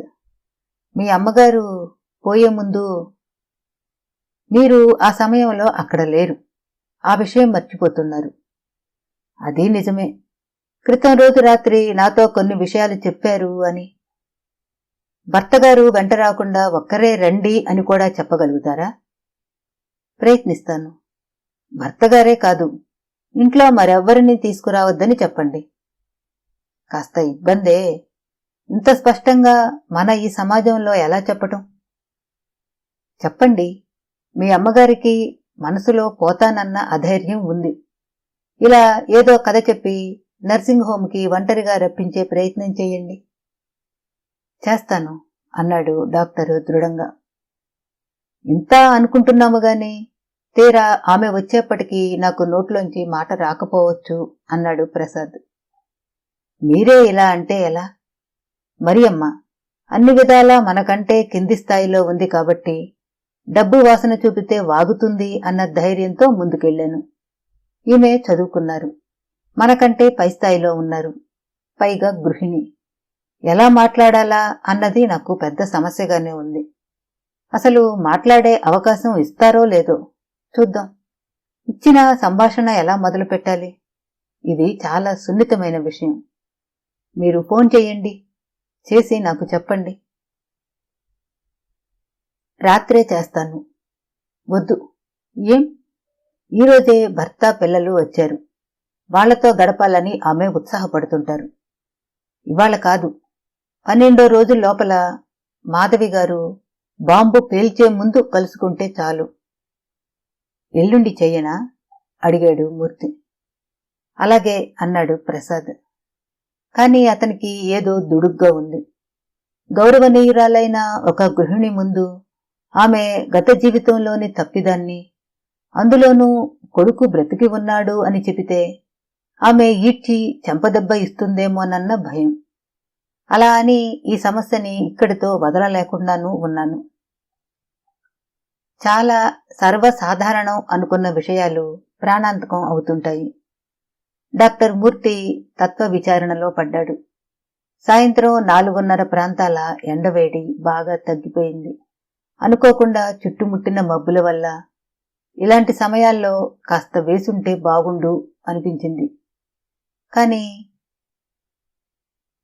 రాబోయే అతిథి స్త్రీ, గౌరవనీయమైన కుటుంబం నుంచి వచ్చింది, మర్యాదస్తురాలు. అంచేత అతను వేడివేడి టీతో సరిపెట్టుకున్నాడు. ఈ ఉపోద్ఘాతం అంతా దేనికండి స్వామి? నవ్వుతూ అడిగాడు సాయి ప్రసాద్. మధ్యాహ్నం 3 గంటల వేళ డాక్టర్ మూర్తి ఫోన్ చేశాడు. పగటి నిద్రలోంచి లేవటం అంటే మహా తిక్కగా ఉంటుంది ప్రసాద్కి. మూర్తి ఫోను, అందులోనూ అతిథి వస్తున్నారు అనేప్పటికీ నిద్రమత్తు వదిలిపోయి అరగంట ముందుగా వచ్చేశాడు మూర్తి ఇంటికి. డాక్టర్ మూర్తి ఇల్లు ఆధునికంగా సిరి కుమ్మరిస్తూ ఉంది. పొడవాటి ఫోమ్ రబ్బర్ సోఫాలు, మధ్యలో ముఖాలు ప్రతిబింబించేటట్లు నున్నగా తలతలలాడుతున్న సన్మైకా టీపాయి, అది ఎత్తు తక్కువగా పత్రికలు పుస్తకాలు పెట్టుకునేందుకు అనువుగా దీర్ఘచతురస్రంగా ఉంది. పక్క గోడలోకి అమర్చిన అద్దాల బీరువాలో పై 2 అరల్లో పుస్తకాలు, కింద 2 అరల్లో చిన్న చిన్న బొమ్మలు. అవి ఇండియన్వి కావవి, ఫారెన్ నుంచి తెచ్చినవని తెలుస్తోంది. సాయి ప్రసాద్ మూర్తి ఇంటికి ఎప్పుడూ రాలేదు. అతని కుటుంబంతో కూడా పరిచయం లేదు. నిజానికి వీరిద్దరిది క్లబ్ స్నేహం తప్ప కుటుంబం స్నేహం కాదు. సుందరమ్మ గారి మరణంతో, తరువాత సంఘటనలతో ఈ 10 రోజుల్లో ఒకరికొకరు సన్నిహితంగా వచ్చారు. టీ కప్పు చేతిలో పుచ్చుకుని సోఫాలోంచి సాయి ప్రసాద్ పుస్తకాల ర్యాక్ దగ్గరికి వెళ్ళాడు.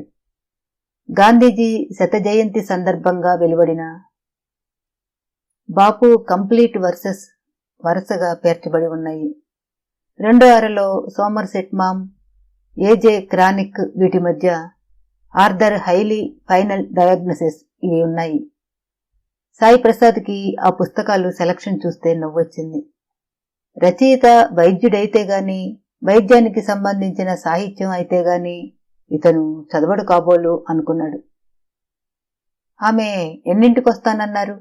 అడిగాడు టీ కప్పులోంచి ఆఖరు కుక్క తాగి. 5ంటికి. ఎలా ఒప్పించారు? కుతూహలంగా అడిగాడు ప్రసాద్. ముందే చెప్పాను కదూ, మనం క్లిష్టమైనవి అనుకున్నవి తేలిగ్గా సానుకూలపడతాయి, తేలిక అనుకున్నవి ఉరిలా పిలుచుకుంటాయని. అంటే ఆవిడ వెంటనే ఒప్పుకున్నారన్నమాట. ఫోన్ చేశాను. అదృష్టవశాత్తు పంకజం గారే తీసుకున్నారు. అమ్మయ్య అనుకుని విషయం నెమ్మదిగా చెప్పాను. తరువాత ఆవిడ మొదట్లో రావడానికి ఒప్పుకోలేదు. ఏం? నర్సింగ్ హోమ్కైతే రాలేనన్నారు.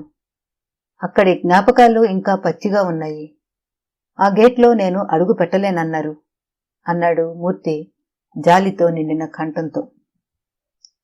సహజం కదా, ఎంత పెద్దవాళ్లైనా మృత్యువు అన్నది విషాదాన్ని మోసుకొస్తుంది. ఆవిడ అలా అనుకోవటంలో ఆశ్చర్యం లేదు. అందుకే అలాగైతే ఇంటికి రండి అన్నాను. వెంటనే ఒప్పేసుకున్నారు. ఎందుకు, ఏమిటి అని ప్రశ్నలు అడగలేదా? లేదు, మీ అమ్మగారు పోయే నాటికి క్రితం రాత్రి కొన్ని సంగతులు చెప్పారు అన్నాను చాలా నెమ్మదిగా.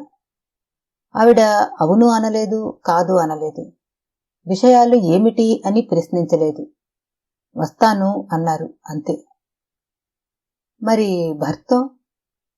అదే ఎలా చెప్పాలో తెలియక మదన పడుతున్నప్పుడు ఇది. మా అమ్మకి నాకు సంబంధించింది అంటున్నారు.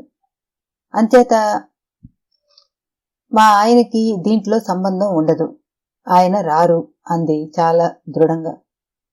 రిమార్కబుల్, అంత సూటిగా ధైర్యంగా చెప్పింది ఆవిడ. అమ్మయ్య అనుకుని ఫోన్ చేసేశాను. వెంటనే మీకు నా పని అయిపోయింది. ఆమె వచ్చాక ఒక పావుగంట కూర్చుని వెళ్ళిపోతాను అన్నాడు మూర్తి. అదే? 2 is company, 3 is a crowd. మీరు మాట్లాడితే బావుంటుంది. నా ఎదురుగుండా ఆవిడ గత జీవితం గురించి చెప్పడం బావుండదు. ఇది మీ ఇల్లు కదా. పర్వాలేదు, మా ఆవిడని సినిమాలో దించేసి నేను నర్సింగ్ హోమ్కి వెళ్తాను. అక్కడే ఉంటాను. ఏం కావలసి వచ్చినా ఫోన్ చేయండి. నాకేం కావాలి? ఆవిడే భయపడి ఫోన్ చెయ్యాలి గాని. అలాంటి పసి టైపుగా అనిపించలేదు. ఆడవాళ్లు అంత త్వరగా ఫోన్ పెట్టేయటం చాలా అరుదు. ఆవిడే సరేనండి అంటూ ఫోన్ క్లిక్ మనిపించింది. దాన్ని బట్టి అనుకున్నా చాలా సీరియస్ అని.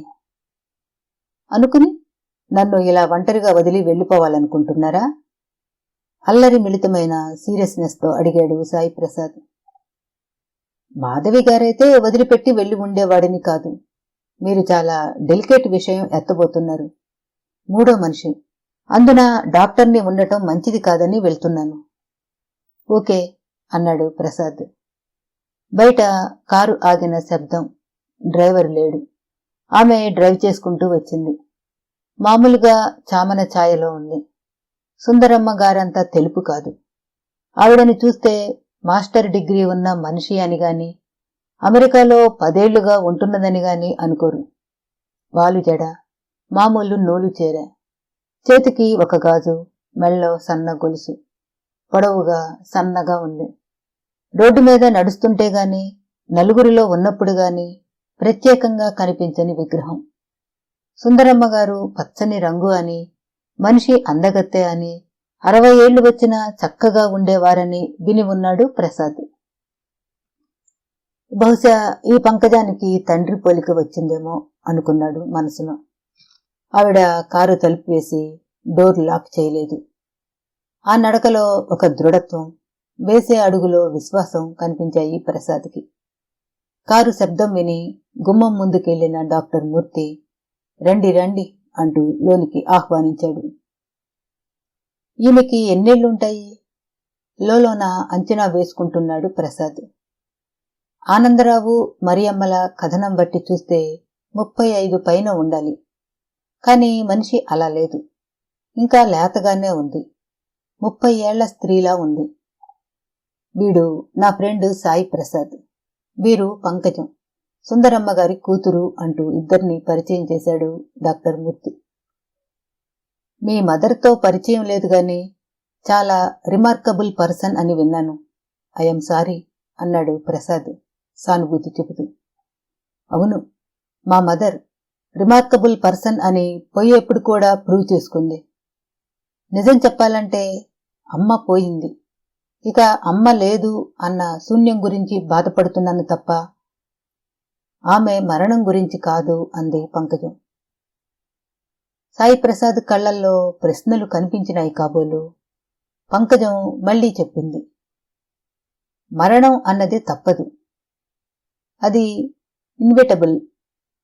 బాధపడి తీసుకుని పోయే కంటే ఇలా మాట్లాడుతూ హాయిగా వెళ్లిపోవటం మంచిది కాదా? ప్రేమాస్పదులందరికీ అటువంటి ఎండ్ రావాలనే మనం కోరుకోవాలి అంది పంకజం.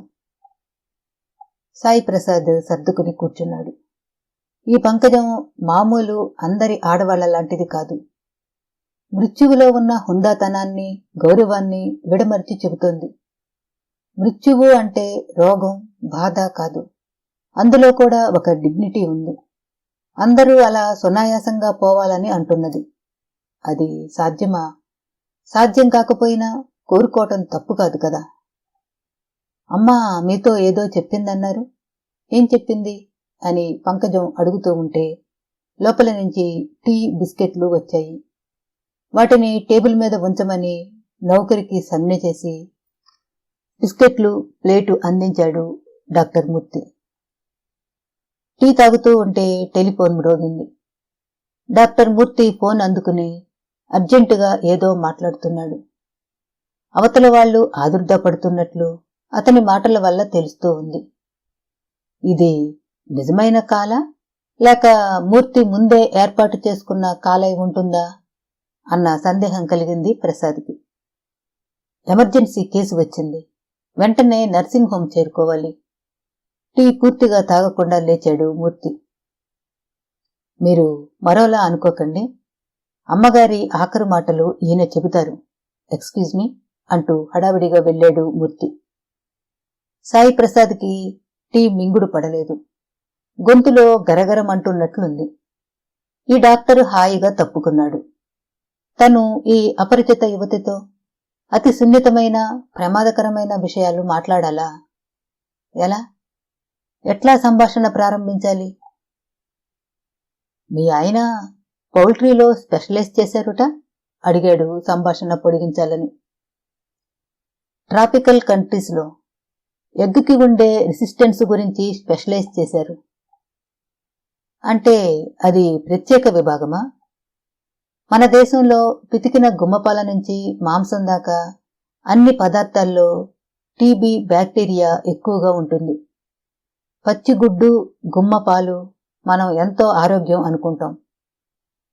వీటంతా జబ్బు అయినవి ఇవే కానీ మరొకటి లేవు. వాటిని ఎగ్లో లోకలైజ్ చేసి ఎలిమినేట్ చేసే ఎక్స్పెరిమెంట్తో ఈయనకి చాలా పేరు ఉంది అంది పంకజం.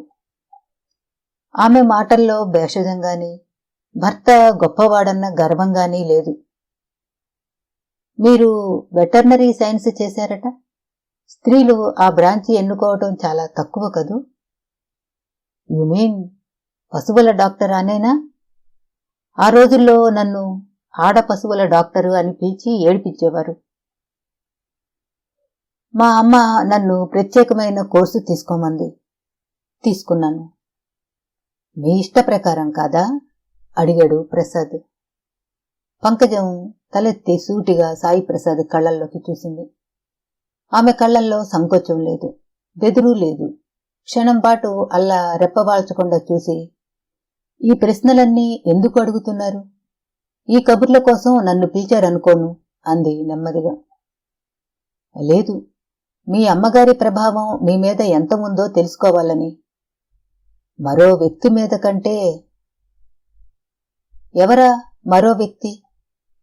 ఆనందరావు అన్నాడు ఒత్తి పలుకుతూ సాయిప్రసాద్.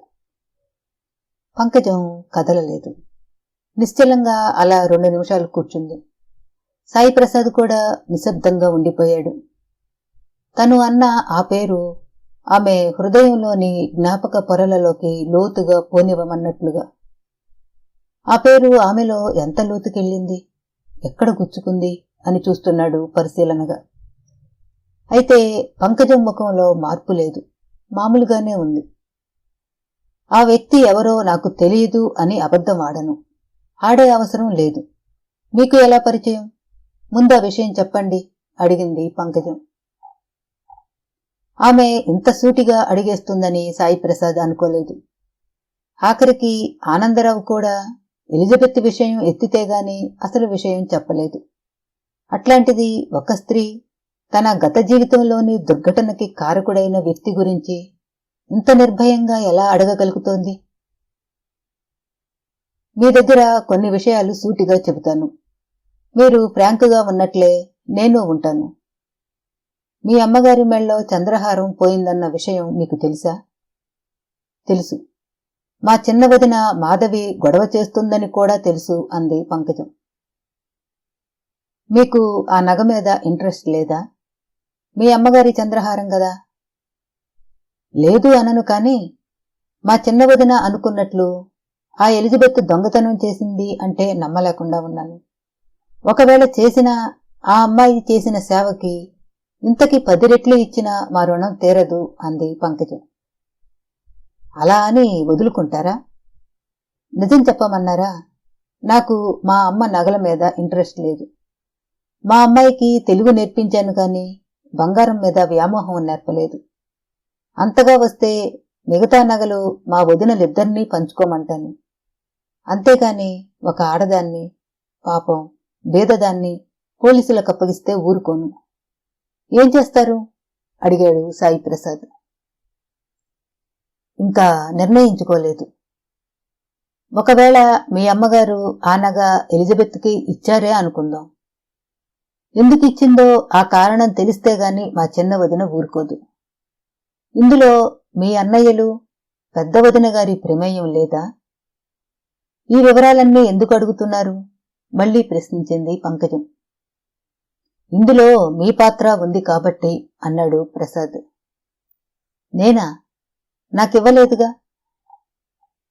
మీకు కాదు, మీకు సంబంధించిన మరో వ్యక్తికి మీ అమ్మగారు కావాలనే ఇచ్చారనుకోండి. ఎవరు? ఆనందరావుకా? కాదు, ఎలిజబెత్ తమ్ముడు రాబీకి. ఆ పిల్లవాడికి నాకు సంబంధం ఏమిటి? మీరు రివిల్స్లో మాట్లాడుతున్నారు. ఉంది. ఆనందరావుకి మీకు ఉన్న సంబంధానికి ఫలితం ఆ రాబీ అన్నాడు సాయి ప్రసాద్. ఈసారి పంకజం మొహంలో ఆశ్చర్యం, ఒక రకమైన విభ్రమం, అంతదాకా స్పష్టంగా ఉన్న ఆ కళ్లల్లో కనుగుడ్లపైన సన్నని పొర వంటిది చోటు చేసుకుంది.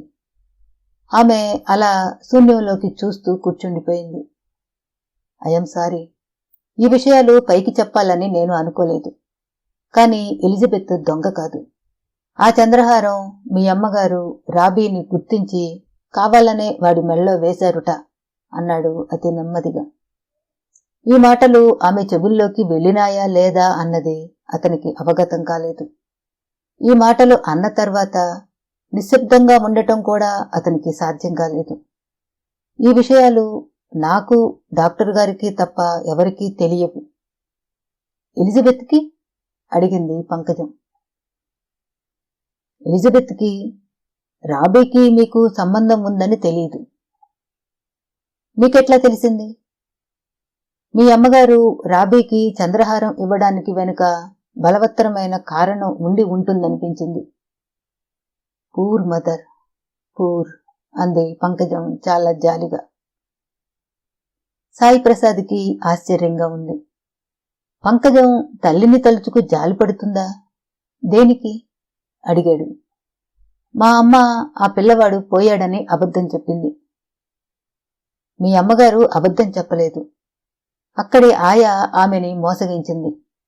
అంతే తప్ప మీ అమ్మగారు అబద్ధం ఆడలేదు. చాలా థ్యాంక్స్ అండి, నాకు చాలా తృప్తిగా ఉంది. దేనికి? మా అమ్మ మీద నాకు విపరీతమైన గౌరవం, అడ్మిరేషన్. ఆమె అబద్ధం చెప్పింది అనేప్పటికీ ఒక్కసారి ఉసూరుమంది. నా ఆదర్శమూర్తి కింద పడిపోయిందన్న బాధ కలిగింది. ఎందుకంటే నేను ఈ విషయంలో నా జీవిత భాగస్వామితో అబద్ధం చెప్పి వైవాహిక జీవితం ప్రారంభించను అని మా అమ్మకు మాట ఇచ్చాను. అలాగే చేశాను. ఇప్పుడు ఉలిక్కిపడటం సాయి ప్రసాద్ వంతయింది. అతని అంచనాలు, భయాలు, సంప్రదాయపు సంకెళ్ళు అన్నీ తల్లకిందులైపోతున్నాయి. నాలిక మెలిపడినట్లవుతుంది. మీ వారికి ఈ విషయం తెలుసా?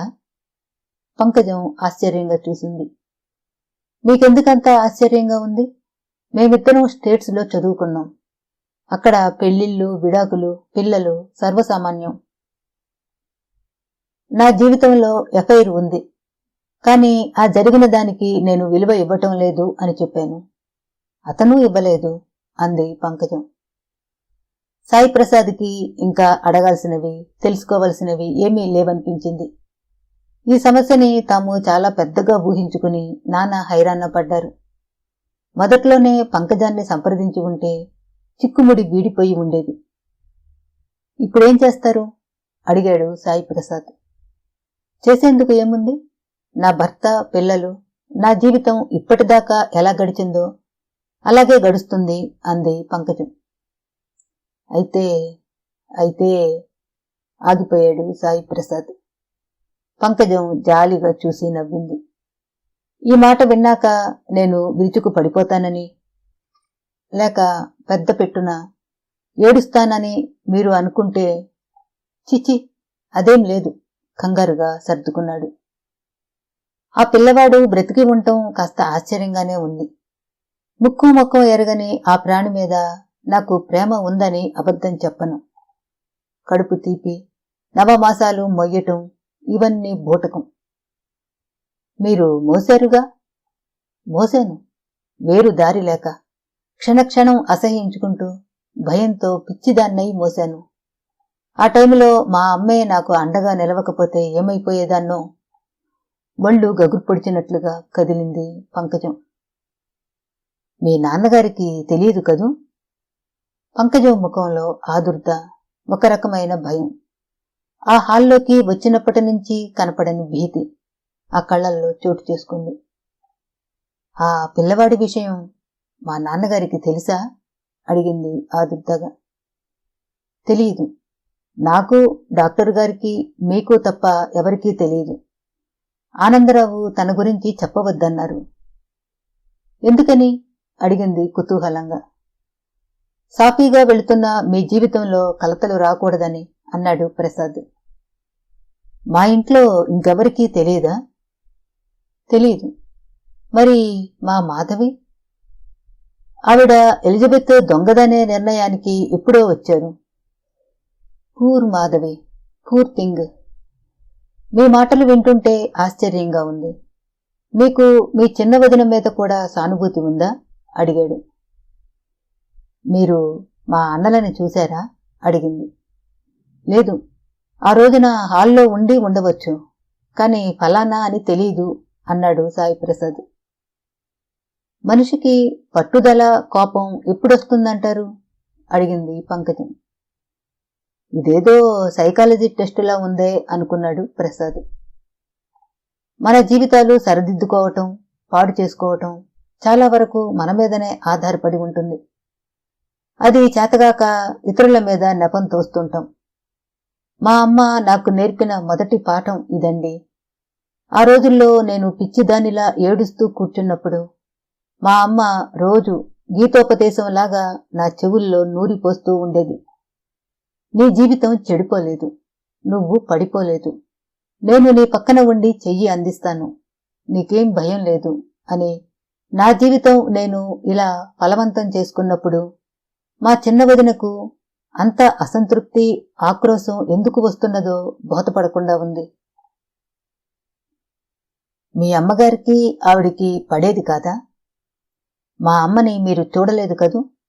ఒకసారి మా అమ్మతో పరిచయం అయితే తేలిగ్గా మర్చిపోలేరు. అవునట, ఈ విషయం మరో వ్యక్తి కూడా చెప్పారు అన్నాడు సాయి ప్రసాద్. ఆ వ్యక్తి ఎవరు అని పంకజం అడగలేదు. మా అమ్మకు ఎవరితోనూ పేచీ లేదు, ఉండేది కాదు. తామరాకు మీద నీటి బొట్టులాగా ఉండటం చేతనవును. అలా అని తన వాళ్లను పట్టించుకోదు అనుకోకండి. మా పెద్దన్నయ్యకు తను వెతికి పెళ్లి చేసింది. చిన్నన్న కావాలని మాధవిని ప్రేమించి పెళ్లి చేసుకున్నాడు. అయినా వాళ్లకి పడదు. ఏ విషయాల్లో? అన్నిట్లోనూ. వ్యతిరేక స్వభావాలు ఆకర్షణకు లోనవుతాయి అంటారు. ఆ ఆకర్షణ దాంపత్యం అనేప్పటికీ కొన్నిసార్లు రణరంగం తప్ప సంసారం కాదు. మీ అమ్మగారి చంద్రహారం గురించి మీ చిన్న వదిన గారు అంత పట్టుదల ఎందుకు చూపుతున్నారంటారు? మరి మీ పెద్ద వదిన గారు? దాని వెనక చాలా పెద్ద కథ ఉంది. నిజానికి చంద్రహారం మీద సెంటిమెంటల్ అటాచ్మెంట్ కూడా లేదు. అదే అయినా నేను సంతోషించేదాన్ని. మరి నా మీద జలసి, ఆక్రోశం. మీ మీదనా? దేనికి? ఆవిడ కలలుగన్న జీవితం నాకు దొరికింది. అంటే మీ వారిని ఆవిడ ప్రేమించారా? పంకజం పక్కున నవ్వింది. మీరేమిటండి అన్నీ ప్రేమకు ముడిపెడతారు? ప్రేమ అంటే ఏమిటి? ఒక్క చూపులో మరో మనిషి మీద ప్రేమ కలుగుతుందా? లవ్ ఎట్ ఫస్ట్ సైట్ అనేది ఉత్త హంబక్. ప్రేమ ఎదుగుతుంది, రోజు రోజుకి ఎదిగి పటిష్టమవుతుంది తప్ప తొలి వీక్షణంలోని ప్రేమ నిలవదు. పంకజం తన స్వానుభవం చెబుతోందా? సీఏ కంటే డాక్టరు గొప్ప. 2 చేతులా సంపాదిస్తారు. కార్లు, ఇళ్ళు, ప్రెజెంట్లు ఇవన్నీ కలలుగని మా రెండో అన్నయ్యని ప్రేమించింది మాధవి. కాని మా అమ్మకి మనసులో తెలుసు ఆనాడే, మా పెద్దన్నయ్య చాలా సౌమ్యుడు. పైకి వదిన మాటలు విననట్లు కనపడినా ఆవిడ చెప్పినవన్నీ వింటాడు. సాయంత్రం అయ్యేప్పటికీ ఇంటికొచ్చేస్తాడు. చెప్పటం ఆపి, మిమ్మల్ని విసిగిస్తున్నానా? అడిగింది పంకజం. లేదు. చిత్రం ఏమిటంటే మీ అమ్మగారిని నేను కంటితో చూడలేదు. కాని ఒక్కొక్క కోణం నుంచి ఆమె వ్యక్తిత్వం గురించి వింటూ ఉంటే, అరేరే, ఇటువంటి వ్యక్తిని కలుసుకునే మహదవకాశం ఎందుకు పోగొట్టుకున్నాను అని బాధ కలుగుతుంది అన్నాడు ప్రసాద్. మా రెండో అన్నయ్య ఆదర్శవాది. వాడికి స్టూడెంట్ మూవ్మెంట్లో ఇంట్రెస్ట్. పూర్తిగా లెఫ్ట్ కాదు గాని డబ్బు అన్ని అనర్థాలకు మూలం అని వాడి ఫిలాసఫీ. అట్లాంటి వాడిని మా వదిన పెళ్లి చేసుకుని పప్పులో కాలేసింది. ఏముంది? మావాడు ఎంబీబీఎస్ చదివి ఎల్లోపతి మందులు విషంతో సమానమని హోమియోపతి మందులు వాడతాడు. మా అమ్మకి ఇది చాలా నిరుత్సాహం కలిగించిన విషయం. కాని ఆవిడ తట్టుకుంది. పర్వాలేదు, వీడికి ఎందులో నమ్మకం ఉంటే ఆ వైద్యమే చెయ్యమనండి అని. మీ వదిన గారు ఒప్పుకోలేదా? ఏ వైద్యం అయినా బాగా డబ్బొస్తే ఊరుకునేది. వీడేమో సంచిలో మందు పొట్లాలు పెట్టుకుని మురికివాడలకి, పల్లెటూళ్ళకి వెళ్లి మందులు ఇస్తుంటాడు. అది కూడా డబ్బు పుచ్చుకోడు. అందుకని మాధవి గారికి అసంతృప్తి అన్నమాట. మా అన్నయ్య కాస్త మొండి. కారు ఎక్కడు, సైకిల్ మీద గాని వెళ్లడు, ఖద్దరు కట్టుకుంటాడు. క్లబ్బులకి వాడికి చొక్కెదురు. మా వదిన పూర్తిగా వీడికి వ్యతిరేకం. పోనీ విడిపోవచ్చుగా. అంత తెగింపు ఈ దేశంలో స్త్రీలకి ఇంకా రాలేదండి. తన్నుకుంటూ సాధించుకుంటూ కలిసి బ్రతుకుతారు. మా వదినకు ఉద్యోగం ఉంది, తన కారు తనకి ఉంది, అత్తమామల సెక్యూరిటీ ఉంది. చికాకు పడుతూనే అలా ఉండిపోయింది. ఇవన్నీ మీ అమ్మగారికి తెలుసా? ఎందుకు తెలియవు? ఎవరికీ చెప్పలేక ఊరుకునేది. వాడికేమో ఆదర్శాలు, ఈవిడికేమో దర్జాలు.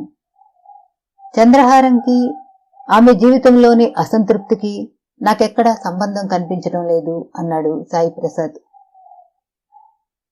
మీరు మానవ నైజాన్ని బాగా తరచి చూసినప్పుడు వాళ్ళు చేసే ప్రతి పనికి వెనుక కారణాలు కనిపిస్తాయండి. సైకాలజీ రీత్యా చూస్తే ఇది పూర్తి నిజం అని ఒప్పుకోవాలి. ఎట్లా?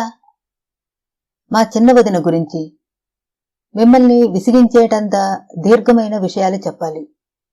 మా వదినను మీరు చూశారు, ఆమె డబాయింపు విన్నారు. అవునా? చూశాను. చాలా స్మార్ట్గా ఉన్నారు. అది ఆవిడ ప్లస్ పాయింట్. మడత నలక్కుండా ఇస్త్రీ చీరలు, షోకేసులో బొమ్మలా కట్టుకోవటం తన ప్రత్యేకత అనుకుంటుంది. మాధవి స్మార్ట్గా ఉంటుందని ఈ పంకజానికి జలసీ కాదు కదా అనే ఆలోచన మెదిలింది సాయి ప్రసాద్లో. స్మార్ట్గా, అందంగా ఉండే స్త్రీలు పురుషుల మధ్య రాణిస్తారు గాని తోటి స్త్రీల మధ్య కాదు. ఇది స్త్రీల కాలేజీల్లోనే పనిచేయాలని అనుకునేవారు నేర్చుకోవలసిన తొలి పాఠం అంది పంకజం. సాయి ప్రసాద్ ఆశ్చర్యంగా చూస్తున్నాడు. మా మాధవికి కొలీగ్స్లో ఒక్క ఫ్రెండ్ కూడా లేదు. ఈవిడ ఫిల్మ్ స్టార్లా తన కారు తను డ్రైవ్ చేసుకుంటూ కాలేజీకి వెళ్తుంది. పిల్లలంతా ఈ మేడం ఫ్యాషన్ అని అనుకరిస్తారు. అది మొదట్లో బాగానే ఉంటుంది గాని మిగతా లెక్చరర్స్కి ఈవిడ మోడల్ లాగా కాలేజీకి వస్తుందని కోపం. అంచేత మా చిన్న వదినకు కాలేజీలో ఒక్క ఫ్రెండూ లేదు. లిఫ్ట్ ఇస్తే ఎక్కుతారు గాని స్నేహితురాలు అని దగ్గరకు రారు. Poor thing. అదే నేను అనేది. మా చిన్న వదిన పైకి అంత డబాయిస్తుంది గాని మానసికంగా తను ఒంటరి మనిషి. ఆమె హృదయానికి దగ్గరగా ఎవరూ రాలేదు. ఆఖరికి మా చిన్నన్న కూడా. ఆమె రానివ్వరేమో అయి ఉండవచ్చు. మా అమ్మ కూడా చాలాసార్లు అంటూ ఉండేది, వాడేమో బేదా బిక్కి అంటూ రోడ్ల వెంట తిరుగుతాడు, ఇదేమో క్లబ్బులు పార్టీలు అంటూ తిరుగుతుంది. ఆ చిన్నపిల్ల సంగతి ఇద్దరూ పట్టించుకోరు అని. మా వదిన తనలోని ఒంటరితనాన్ని అసంతృప్తిని మర్చిపోయేందుకు క్లబ్బులకు వెళ్తుండేది. కాని అక్కడ కూడా ఆమెకి సరి అయిన ఆదరణ లభించేది కాదనుకుంటా. ఎందుచేత? ఈ దేశంలోనే కాదండి, ఏ దేశంలోనైనా, ఆఖరికి అమెరికాలో కూడా ఒంటరి మగాడికి ఉన్న ఆదరణ ఒంటరిగా వచ్చిన స్త్రీకి ఉండదు. క్లబ్కి ఒంటరిగా వెళ్లి తను ఇంకా అన్పాపులర్ అవుతున్నానని గ్రహించుకోలేకపోతుండేది. మా మాధవి జీవితంలో ఒక స్థితి వచ్చేప్పటికీ ఆమె అందాన్ని మెచ్చుకునేవారు తప్ప, వారు కూడా పురుషులు తప్ప, హృదయానికి దగ్గరగా వచ్చిన స్త్రీలు ఒక్కరు కూడా లేకపోయారు. కాని ఆడవాళ్లకి ఆడ స్నేహితులు అరుదుగా ఉంటారంటారు. అలా ఆడ స్నేహితులు లేని స్త్రీకి అసంతృప్తితో ఏకాంతంగా జీవితం గడపాల్సి వస్తుంది. అసలు భర్తతో స్నేహం చేసుకోలేని స్త్రీని చూసి జాలిపడాలి. మీరు కొత్త మాట వాడుతున్నారు. మన దేశంలో భార్యాభర్తల మధ్య స్నేహం అనేది ఉండదు. మీరు సూక్ష్మంగా పరిశీలించి ఉండరు. మా అమ్మకు నాన్నకి మధ్య చాలా లోతైన స్నేహం ఉంది. దీన్ని అర్థం చేసుకోవటం అనండి, పరస్పర అవగాహన అనండి, ప్రేమ అనండి, మీరు ఏ పేరుతో పిలిచినా ఒక విషయం గురించి ఇద్దరూ అన్నిసార్లు ఒకే అభిప్రాయానికి రాకపోయినా అభిప్రాయ భేదం వచ్చింది కదా అని రోజులు వారాలు యుద్ధం ప్రకటించుకోరు, విగదీసుకుపోరు. మీరు అడిగాడు సాయి ప్రసాద్ కాస్త చనువుగానే. మేము సమస్య వచ్చినప్పుడు బాగా వాదించుకుంటాం, గొంతులు చించుకుంటాం, కానీ వెంటనే మళ్లీ మాట్లాడుకుంటాం. ఇది మా అమ్మ నేర్పిన తొలి పాఠం. మరి మీ వదిన గారికి ఎందుకు నేర్పలేదు? చెప్పాను కదా, మా మాధవి ఎవరు చెప్పినా వినదు. ఇతరుల అభిప్రాయం వినటం చిన్నతనం అనుకుంటుంది. ఆవిడ భాషలో ప్రతి విషయంలో తనకి ఇతరుల మీద విజ్జి ఉండాలనుకుంటుంది. ఆ స్వభావం తనని ఎంత అన్పాపులర్ చేస్తుందో గ్రహించుకోలేని అమాయకురాలు అంది పంకజం. మీరు ఇంత విశదంగా మీ మాధవి గారి స్వభావాన్ని అనలైజ్ చేస్తున్నారు కదా, ఆవిడతోనే ఎందుకు చెప్పలేదు? అవకాశం ఇవ్వదు. తన మాట, తన ఆలోచన విధానం ఇవే రైటు అనుకుంటుంది. అందం, తెలివి, చాకచక్యం ఇవి తన సొత్తు అనుకుంటుంది. ఇలా చాలామంది ఆడవాళ్లు అనుకుంటారండి అన్నాడు సాయి ప్రసాద్. ఎవరికి వారు అనుకోవచ్చు, కాని అది పైకి ఎదుటివారి ముందు ప్రదర్శించాలని అనుకున్నప్పుడే సమస్యలు ఆరంభమయ్యేది. ఇప్పుడు చూడండి, అనవసరంగా మా మాధవి మీ ముందు తేలికయింది. మిమ్మల్ని డాక్టర్ గారిని నిలవనివ్వటం లేదని మా ఇంట్లో అందరికీ తెలుసు. కాని అడ్డు పెట్టేందుకు, ఇలా చెయ్యకు అని వారించేందుకు మేము ఎవరం ప్రయత్నించలేదు అంది పంకజం. ఎందుకని? మాకు ఆశ్చర్యంగానే ఉంది. ఆ చంద్రహారం మీద మీకు మోజు లేదా? డబ్బంటే లక్ష్యం లేదా? లేక మాధవి గారిని చూస్తే భయమా? చంద్రహారం మా అమ్మ కంటే విలువైంది కాదు. ఆమె పోయాక ఆ నగల గురించి మాకెవరికీ పెద్ద పట్టింపులు లేవు. అసలు మా అమ్మ ఒంటి మీద పెట్టుకున్న ఆ హారాన్ని నేను వేసుకోలేను, వేసుకోను, నా కూతురికి పెట్టను. ఆ హారం వంక చూసిన ప్రతిసారి మా అమ్మ నాకు జ్ఞాపకం వస్తుంది. ఇక డబ్బంటారా? మాకు అవసరాలకు సరిపోను డబ్బుంది. ఈ హారాన్ని డబ్బు రూపంలోకి మార్చి దాన్ని ఖర్చు చేసుకోవటం మరీ క్రూరంగా అనిపిస్తుంది. అంటే ఆ నగకి సెంటిమెంటల్ వాల్యూ తప్ప మరేం విలువ లేదని అర్థం చెప్పుకోవాలి. అలాంటి సెంటిమెంటే ముఖ్యం అనుకున్నప్పుడు మా అమ్మ తాలూకు ఏ వస్తువైనా దాచుకోవచ్చుగా. ఇక్కడ డబ్బు కంటే పట్టుదల, ఆ నర్సు పట్ల అకారణమైన ద్వేషం ఇవే ఎక్కువ. దేనికి? మా అమ్మకి ఆఖరి 15 రోజుల్లో చాలా దగ్గరగా వచ్చిన వ్యక్తి ఎలిజబెత్. ఆ పిల్ల గురించి మా అమ్మ అంత పొగడటం మా మాధవి భరించలేదు. మీకు? నేను అమ్మకు జబ్బు చేసిన వెంటనే రాలేదు. అదీగాక ఈ జీవన ప్రయాణంలో ప్రేమలని కూడా ఆయా పరిస్థితులను బట్టి పంచుకుంటూ వెళ్ళాలి అని మా అమ్మ చెప్పింది నాకు. ఒక కాలంలో ఆ మాటలు నా హృదయాన్ని గట్టిగా పట్టుకుని ఉండకపోతే ఈ పాటికి పిచ్చిదాన్ని అయిపోయి ఉండేదాన్ని. ఇప్పుడు రామాపురం అప్పుడా? అవును అన్నట్లు తల ఊపి కొన్ని క్షణాలు నిశ్శబ్దంగా ఉండిపోయింది ఆమె. సాయి ప్రసాద్కి ఈ పంకజాన్ని చూస్తే విచిత్రంగా ఉంది. ఒక రకమైన గౌరవము కలుగుతోంది. పంకజం చుట్టూ ఉన్న స్త్రీలలాగా అనవసరమైన సిగ్గుని గాని భేషజం గాని ప్రదర్శించటం లేదు. అసలు తను స్త్రీని అన్న విషయం విస్మరించి అతి సహజంగా మాట్లాడగలగటం ఎంత గొప్ప విషయం. టైం చూసుకున్నాడు. 6 అయింది. గంట నుంచి ఈమె పరాయి మగవాడైన తనతో అతి ప్రమాదకరమైన విషయాలు మాట్లాడుతోంది. ఆ మాటల్లో సంకోచం లేదు, తడబాటు లేదు. మూడో వ్యక్తిని గురించి మాట్లాడుతున్నట్టు చెప్పుకుపోతున్నది. ఇంతటి డిటాచ్మెంట్ ఒక స్త్రీకి ఎలా కలిగింది? ఈమె గిల్టీ కాంప్లెక్స్ లేకుండా ఎలా ఉండగలిగింది? బయట పోర్టికోలో దీపం ఎవరో వేసినట్లున్నారు. కిటికీలోంచి వెలుతురు చొచ్చుకొచ్చింది గదిలోకి. సాయి ప్రసాద్ లేచి స్విచ్ వేశాడు. గది అంతా దీపకాంతి పరుచుకుని దేదీప్యమానంగా ఉంది. ఆ వెలుతురులో ఆమె ముఖం ఎలా ఉందో చూడాలని కళ్ళెత్తి చూశాడు. ఆమె కళ్లల్లో సంకోచం లేదు, అవమానకరమైన బాధ లేదు. మామూలుగా ఉంది. చుట్టూ నిశ్శబ్దం. ఇంట్లో ఎవరూ లేనట్లున్నారు.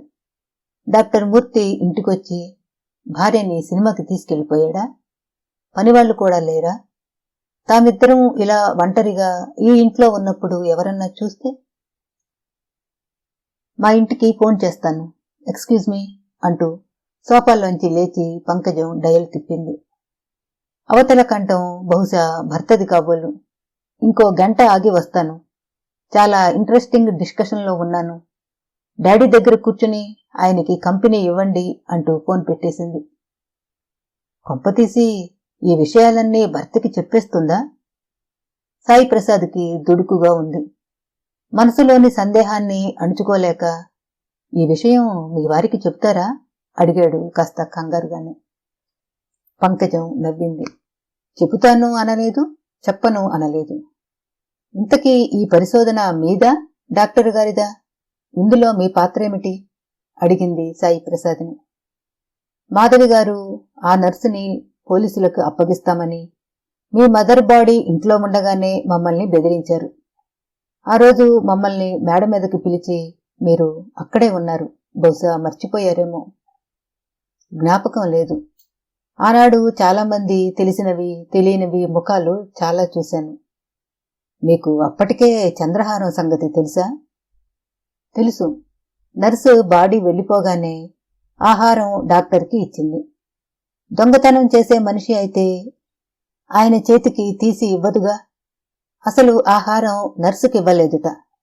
ఆ పిల్లవాడిని గుర్తించి దగ్గరకు పిలిచి ముఖం ముద్దు పెట్టుకుని మెళ్ళ వెయ్యబోయి వాడి చేతులతోనే వాడిని వేసుకోమని సంజ్ఞ చేశారట. ఇదంతా నిజమా అని. అది నిజమో అబద్ధమో తెలుసుకోవడానికే నేను మీ వ్యక్తిగత జీవితం గురించి ఇన్ని విషయాలు తెలుసుకోవలసి వచ్చింది. Now I feel A shame. చాలా సిగ్గుగా ఉంది. ఎందుకు? మొదట్లో మీ అమ్మగారి గురించి అనుమానించాను. చచా అంది పంకజం విసురుగా. అది తప్పు అని 2వ రోజునే తేలిపోయింది. ఆ తర్వాత మీరు కావాలని ఈ బాధ్యత నుంచి పారిపోయారనుకున్నాను. ఇప్పుడు అవసరం అయితే ఆ బాధ్యత మోయగల ధైర్యం, నైతిక శక్తి మీకు ఉన్నాయి. కాని ఆ బరువుని నేను మొయ్యను, మొయ్యదలుచుకోలేదు అంది పంకజం ఖచ్చితంగా. సాయి ప్రసాద్ ఉలిక్కిపడ్డాడు. ఒక రకంగా ఆనందరావు ఇంత స్పష్టంగా చెప్పేశాడు తనకి బాధ్యత అక్కరలేదని. ఈ పంకజం ఇంకా గట్టిగా చెబుతోంది. ఆనందరావుకి కాళ్లు లేవు, భార్యకి ఈ విషయాలు తెలియవు. ఈ పంకజానికి అటువంటి పరిస్థితి కాదు. భర్తకి చెప్పి ఆ బాధ్యత స్వీకరించగల శక్తి ఉంది. రాబీని పంపేందుకు విస్తేరమ్మ తయారుగా ఉందని కాదు. అసలు ఈవిడ ఇంత దృఢంగా ఎందుకు చెబుతున్నది? ఇంత దూరం వచ్చాక ఎందుకు అని నేను అడగవచ్చనుకుంటా. తగిన కారణం ఉండకపోతే మీరు అలా అనరు అన్నాడు సాయి ప్రసాద్. 20 ఏళ్ల క్రితం ఈ అనుభవం నుంచి బయటపడిన కొత్తలో మా అమ్మకి మాట ఇచ్చాను. 5 ఏళ్ల పాటు ఈ జరిగిన విషయాల గురించి తలచుకోను, అతనిని చూడను అని మాట ఇచ్చాను. ఆ తర్వాత కాలేజీలో చేరే ముందు మా అమ్మ ఈ ప్రస్తావన జన్మలో తేకూడదని, మా దారులు వేరు అయిపోయాయని చెప్పింది. అమ్మ లేకపోయినా నేను ఆవిడ మాటను మీరను, ఆ ఇచ్చిన మాటను వెనక్కి తీసుకోలేను అంది నిబ్బరంగా పంకజం. సాయి ప్రసాద్కి ఈమెను చూస్తే కొత్త రకమైన గౌరవం కలుగుతూ ఉంది. ఒక మనిషి బాధ్యత తీసుకునే శక్తి కలిగి కూడా మాటపైన నిలబడుతున్నది. కాని రాబీ పట్ల ఈమెకి బాధ్యత లేదా? ఈ లోకంలోకి తీసుకొచ్చిన ఆ నిర్భాగ్యుని పట్ల ఈమె హృదయంలో కొద్దిపాటి స్పందన కూడా లేదా? తేరిపారా చూస్తున్నాడు ఆమె వంక. లోకంలో ఎందరో అనాథలున్నారు. మీరు చెప్పారు కాబట్టి ఉన్నాడు అనుకుంటున్నాను. 20 ఏళ్లుగా లేని స్పందన, నేను కళ్ళతో కూడా చూడని ఒక ప్రాణి గురించి ఈ క్షణంలో ఎలా వస్తుంది? రాదు. నేను ఆ పిల్లవాడిని చూడాలని అనుకోవటం లేదు, చూడాలన్న కుతూహలము లేదు అంది పంకజం. విచిత్రం అన్నాడు సాయి ప్రసాద్. ఎక్కడో 20 ఏళ్లు పెరిగిన ఆ ప్రాణిని కొత్త వాతావరణంలో, కొత్త పరిసరాల్లో తీసుకొచ్చి పెట్టి అందరికీ సమస్యలు కలిగించటం తెలివి తక్కువ. అందుకని ప్రశ్నించాడు ప్రసాద్. ఆ చంద్రహారం నా చేతికి ఇవ్వండి అంది సూటిగా. సాయి ప్రసాద్కి అమ్మయ్యా అనిపించింది. డాక్టర్ మూర్తి పక్కన ఉండి ఉంటే ఎగిరి గంతేసి ఉండేవాడు. త్రాచుపాము లాంటి ఆ నగని ఇచ్చేసి చేతులు దులుపుకుని ఉండేవాడు. కాని ఆ చంద్రహారం ఈమె చేతికి ఇచ్చేస్తే ఏం జరుగుతుంది? ఎలిజబెత్ మీద దొంగతనం పడదు, బాగానే ఉంది. మరి సుందరమ్మగారి ఆఖరి కోరికను మన్నించటం మాటో? ప్రసాద్ తనలో తను మదనపడుతున్నాడు. అతను నిశ్శబ్దంగా ఉండిపోవటం గమనించినట్లు పంకజం చిన్నగా నవ్వింది. మీకు సంశయంగా ఉందా? అదేం లేదు. చంద్రహారం మీ అమ్మగారిది, అంటే మీది. అది డాక్టర్ గారి లాకప్లో ఉంది అన్నాడు ప్రసాద్. అయితే ఆయనకి ఫోన్ చేసి తీసుకురమ్మనండి అంది పంకజం విషయం తేల్చేస్తున్నట్లు. సాయి ప్రసాద్కి మరో మార్గం కనిపించలేదు. డాక్టర్కి చంద్రహారం తెమ్మని ఫోన్ చేసి అసంతృప్తిగా కూర్చుండిపోయాడు. అతనికి ఏదో అసహనంగా, అసంతృప్తిగా ఉంది. ఈ చంద్రహారం ఈమె తీసుకెళ్లిపోయి ఇంట్లో అప్పగిస్తుంది. కాని కాలు ఈడ్చుకుంటూ అక్క వెనక తలదాచుకున్న అమాయకుడు ఆ రాబీ ముఖం పదే పదే జ్ఞాపకం వస్తున్నది. తను కొండని తవ్వి ఎలకని పట్టాడు. ఆ చంద్రహారం సుందరమ్మగారు కావాలని ఇచ్చింది అన్నది నిరూపించటానికి కారు తీసుకుని 5 రోజులు తిరిగాడు. అడ్డమైన మరియమ్మలతో మాట్లాడాడు. చివరికి రాబీ మీ కొడుకు అని గౌరవనీయురాలైన చదువుకున్న ఒక స్త్రీతో చెబితే ఆవిడ పెద్ద పెద్ద ఆదర్శాలు వల్లించి చివరికి ఆ గొలుసు నాకిచ్చేయండి అని అడుగుతోంది. ఏం మనుషులు! సాంబశివరావుకి, మరియమ్మకి, ఈ పంకజానికి అంతస్తుల్లో తేడాగాని నైజం అంతా ఒకటేనా? అయి ఉండదే. మీరు ఇంకా ఉంటారా? అడిగాడు సాయి ప్రసాద్ ఏదో ఒకటి మాట్లాడాలని. అతని మనసంతా చేదుగా ఉంది. వీళ్ళందరి మధ్య నుంచి వెళ్ళిపోవాలి. హాయిగా 2 గ్లాసుల బీరు తాగాలి. అప్పటికి గాని మనసుకి శాంతి దొరకదు. ఈ డాక్టర్ వస్తే బాగుండును. చంద్రహారం అప్పచెప్పేసి ఎవరి కర్మ వాళ్ళదని వెళ్ళిపోవచ్చు. ప్రశ్న అడిగి ఆలోచనలో పడ్డారేమిటి? అడిగింది పంకజం. అతను జవాబు చెప్పలేదు. మా నాన్నని మాతో తీసుకెళ్ళిపోతాం. మేము వెళ్ళిపోయాక ఆయన పరిస్థితి ఎలా ఉంటుందో ఊహించుకోగలను. ఏం, మీ పెద్దన్నయ్య, వదిన, మాధవి గారు చాలామంది ఉన్నారుగా? మా పెద్దన్నయ్య, వదిన పర్వాలేదు. కాని వాళ్లని కూడా మా చిన్న వదిన వదలదు. అదేమిటి? చాలా ఫార్సు చేస్తుందిలేండి. మీరే చూస్తారుగా. అడగటం మర్చిపోయాను. ఇంతకీ ఎలిజబెత్ ఎక్కడుంది? ఈ ఊళ్ళోంచి పారిపోయిందని విన్నాను. ఎవరు చెప్పారు? ఎవరు చెప్పి ఉంటారు? మీరు ఊహించుకోలేరా? అడిగింది పంకజం. మాధవి గారై ఉంటారు. అయితే ఆవిడ పొరపడ్డారు. ఎలిజబెత్ పారిపోలేదు. మేమే దాచేశాము. కావాలని ఈ ఊరు నుంచి తల్లిని, తమ్ముడిని తీసుకుని ఎలిజబెత్ని మాకు తెలిసిన చోటికి ఇక్కడ నుంచి దూరానికి పంపాము అన్నాడతను కాస్త తీక్షణంగా. ఎందుకు పంపి ఉంటారోనని యోచిస్తున్నాను. చెబుతా వినండి. మీ వదిన గారు అరెస్ట్ వారెంట్ తెస్తే ఎలిజబెత్ తమ్ముడికి గొలుసు ఇచ్చారని చెప్పక తప్పదు. అప్పుడు ఆ పిల్లవాడు ఎవరు అన్న ప్రశ్న వస్తుంది. అందుకని నేను అదే అనుకున్నాను. మీకు థ్యాంక్స్ చెప్పి అవమానపరచలేను. ఇంత సెన్సిటివ్గా, సీక్రెట్గా ఒక విషయాన్ని మీరు ఉంచారు అంటే అది మీలోని ఉన్నత సంస్కారం. నేనెవరో తెలీదు. నా ముక్కు మొహం తెలియదు. అయినా మీరిద్దరూ మీకోసమనే కాదు, మీ కుటుంబం పేరుని బట్టి, మీ అమ్మగారి మీద గౌరవం, ఆ విషయం నాకు సంతోషాన్నిస్తుంది.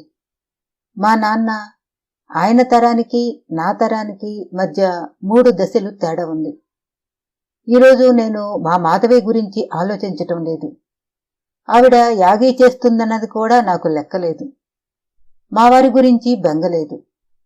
కాని మా నాన్నకి ఈ విషయాలు తెలిస్తే తట్టుకోలేరు. ఆయన కళ్లల్లోని నమ్మకాన్ని నేను చెల్లాచెదురు చెయ్యలేను. అందుకోసం ముఖ్యంగా మీకు కృతజ్ఞత చెప్పుకుంటున్నాను అంది పంకజం. ఆమె కంఠంలో ఉద్రేకం, నిజాయితీ ఉట్టిపడుతున్నాయి. ఇలా మాట్లాడే ఈమె ఆ చంద్రహారం ఎందుకు అడుగుతోంది? ఏం చేస్తుంది? మీరు డాక్టర్ గారు చాలా నిశితంగా ఆలోచించారు. అంత సెన్సిటివ్గా ఆలోచించే వ్యక్తులు చాలా అరుదు. అందున ఇందులో మీకు ఎటువంటి లాభమూ లేదు. పోనీ నాతో గాని అమ్మతో గాని పరిచయమూ లేదు. ఒక అపరిచితురాలి కోసం ఇంత గుంబనగా ఉంచారు. అంటే నాకు ఏం చెప్పాలో, ఎలా చెప్పాలో మాటలు రావటం లేదు. ఆగిపోయింది. సత్యాన్వేషణ కోసం, నిజం తెలుసుకోవటం కోసం ఈ పరిశోధన ప్రారంభించాం. ఇందులో మీకు సంబంధం ఉంటుందని మేము మొదట్లో ఊహించలేకపోయాం. నేను కాకపోతే మా అమ్మ. ఆవిడ పేరు బయటపడకూడదన్న తాపత్రయం మీకు ఉందిగా? అడిగింది పంకజం. అది కొంతవరకు నిజమే అన్నాడు సాయి ప్రసాద్. పంకజం తామిద్దరినీ అభినందించటం అతనికి కొంత ఘనంగానే ఉంది. కాని ఆమె ముఖప్రీతి కోసం అంటున్నదా? హృదయశూన్యమైన మనిషా ఈవిడ? ఒక్కొక్కప్పుడు సత్యం అన్నది చాలా మందిని బాధిస్తుంది అనుకోండి. అప్పుడేం చేస్తారు? సత్యం చెప్పాలి, సత్యం జయించాలి అంటూ సత్యహరిశ్చంద్రుడిలాగా కేకలేస్తూ కూర్చుంటారా? అడిగింది పంకజం.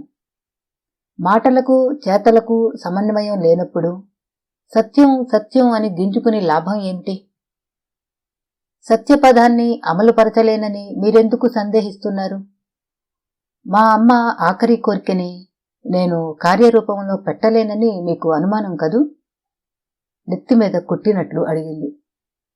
ప్రసాద్ తడబడ్డాడు. తన మనసులోని భావ సంచలనాన్ని ఈమె పుస్తకంలాగా చదివేస్తున్నది. తన ఉద్దేశాల్ని సందేహిస్తున్నానని పసికట్టింది. అతను జవాబుకి తడుముకుంటున్నాడు. ముక్కు మొహం తెలియని అపరిచితులు మీరు డాక్టర్ గారు. మా కుటుంబం గురించి ఇంత ఆలోచించారు. మా ప్రతిష్ఠ గురించి ఇంత అక్కర చూపారు. కాని అదే మా చిన్న వదిన, తన ప్రవర్తన వల్ల ఎంతమంది బాధపడతారు, ఎందరి మనసులని గాయపరుస్తారు అన్నది ఒక్క క్షణం పాటు ఆలోచించి చూడలేదు. అక్కడికి నేను అన్నాను, నీకెందుకు, అది నీ చంద్రహారం కాదు గదా అని. అయినా వినలేదు. పెద్ద ఘనకార్యం చేస్తున్నానని ఒక అమాయకురాలి మీద కత్తి కట్టింది. దేనికి? ఆ నర్సు మా అమ్మకి శ్రద్ధగా సేవ చేసిందని, అమ్మ ఆ నర్సుని పొగిడిందని. ఈ 2 కారణాల వల్లే. అంటే శ్రద్ధగా సేవ చేయటం కూడా తప్పు అన్నమాట. కానివ్వండి, మా మాధవికి గుణపాఠం చెప్పే టైము వచ్చింది. ఏం చేస్తారు? భయంగా అడిగాడు సాయి ప్రసాద్. మీరే చూద్దురుగాని, మా అమ్మ అనుకున్నది చేసి తీర్తాను. అయితే మీ సత్యాన్వేషణలోని కొంత భాగమే బయటకొస్తుంది. అంటే ఆ పిల్లవాడి పాత్ర, అసలు వాడి ప్రమేయం ఇందులో ఉండకూడదు. ఎలా? అడిగాడు సాయి ప్రసాద్. నర్సు దొంగ కాదు అన్నది నిరూపిస్తాను. ఆ నగ ఎవరికి చెందాలో వారికి అందజేస్తాను. ఎట్లా చేస్తారు? అది మీరు అడగకూడదు, నేను చెప్పను. మళ్ళీ మనం కలుసుకుంటామో లేదో. మరోసారి చెబుతున్నాను, మీరు ఎవరి పేర్లు బయటికి రాకుండా చాలా గుంబనగా ఉంచారు. ఆ విషయం నేను జన్మలో మర్చిపోను అంది పంకజం. పోర్టికోలోకి కారు వస్తున్న శబ్దం. డాక్టర్ మూర్తి వస్తున్నాడు కాబోలు. ప్రసాద్ సోఫాల్లోంచి లేస్తూ అన్నాడు, మీ వదిన గారు 12వ రోజు దాటాక ఒక్క గంట ఊరుకోరుట. కానివ్వండి, ఆవిడ చెయ్యదలుచుకున్న గోల చెయ్యనివ్వండి. డాక్టర్ గారికి నోటీస్ పంపితే? ఏమని? ఆయన నర్సింగ్ హోంలో దొంగతనం జరిగిందని. పంపనివ్వండి, ఆ నగ నా దగ్గర ఉంటుంది కదా, ఆవిడ సరదా తీరనివ్వండి అంది పంకజం చిరునవ్వుతో. ప్రసాద్కి ఈమె స్వభావం అర్థం కావటం లేదు. ఒక క్షణంలో వేదాంతం చెబుతూ మరో క్షణంలో నిర్లక్ష్యంగా మాట్లాడుతుంటుంది. ఏమిటి ఈ మనిషి? డాక్టర్ మూర్తి లోపలికొచ్చాడు.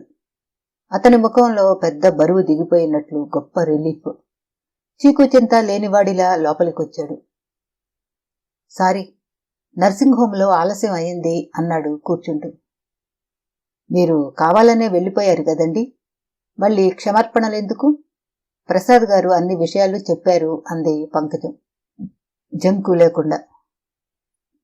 జంకు లేకుండా ఆమె అలా సహజంగా మాట్లాడుతుంటే డాక్టర్ మూర్తికి కంగారుగా ఉంది.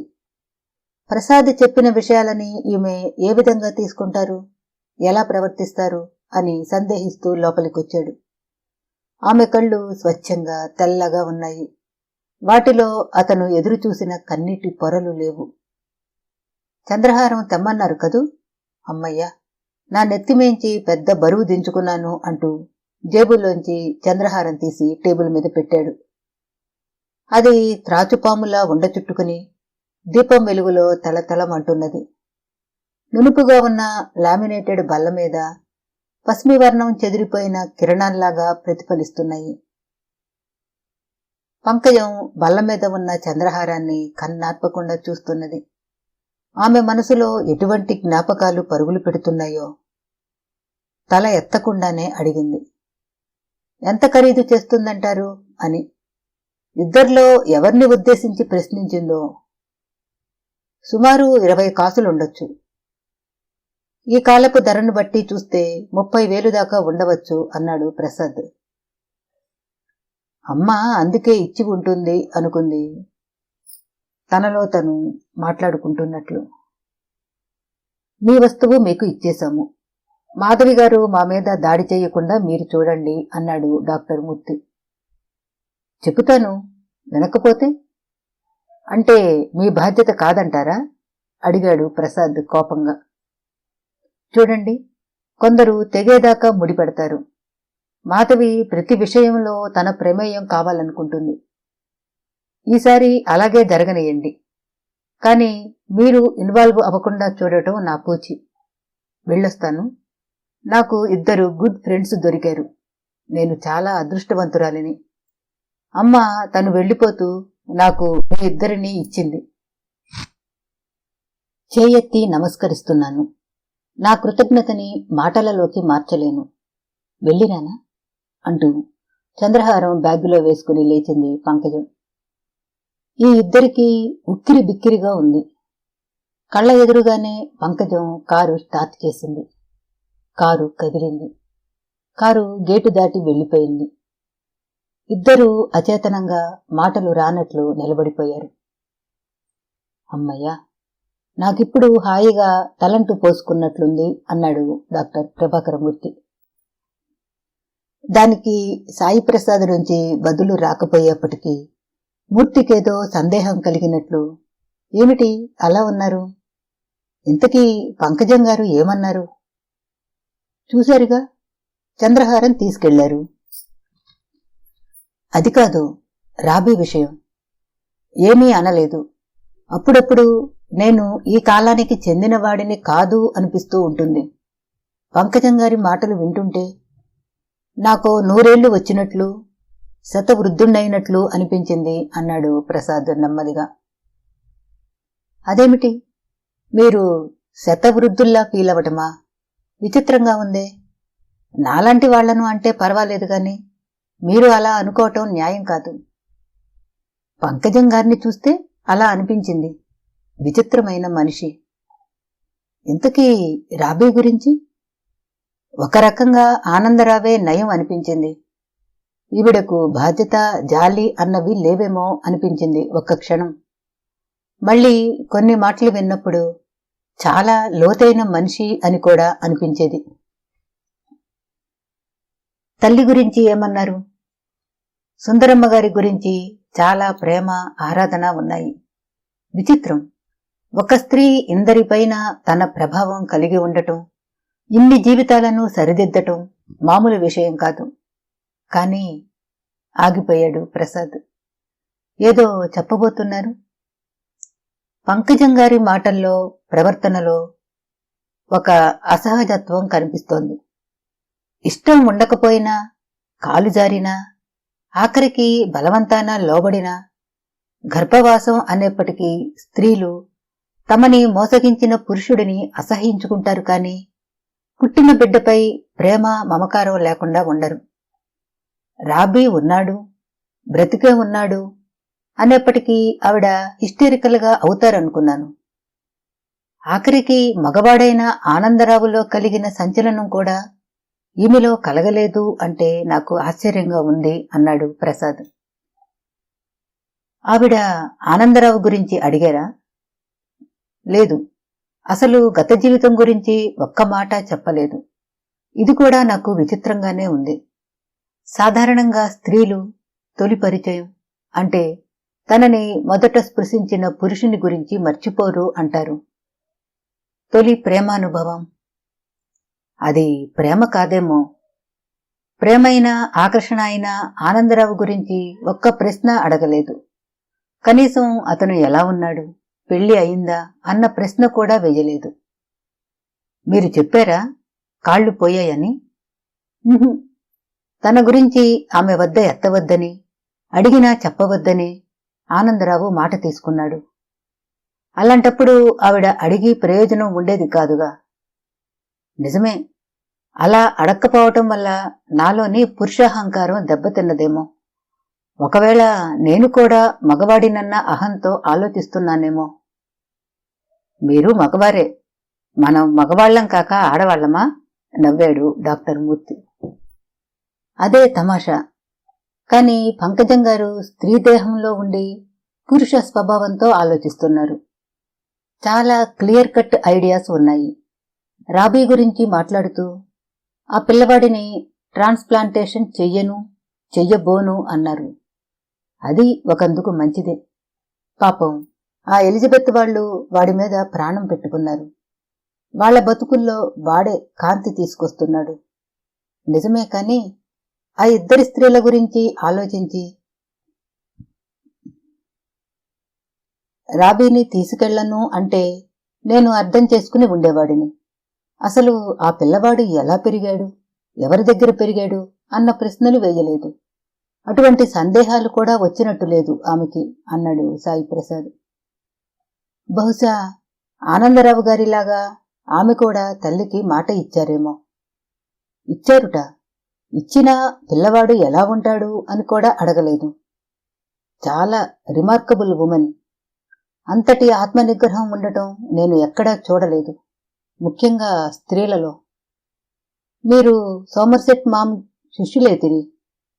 స్త్రీలు పురుషులు అంటూ విభజించి చూస్తున్నారే మీరు కూడా. నిజమే, అది నా బలహీనత అయి ఉండొచ్చు.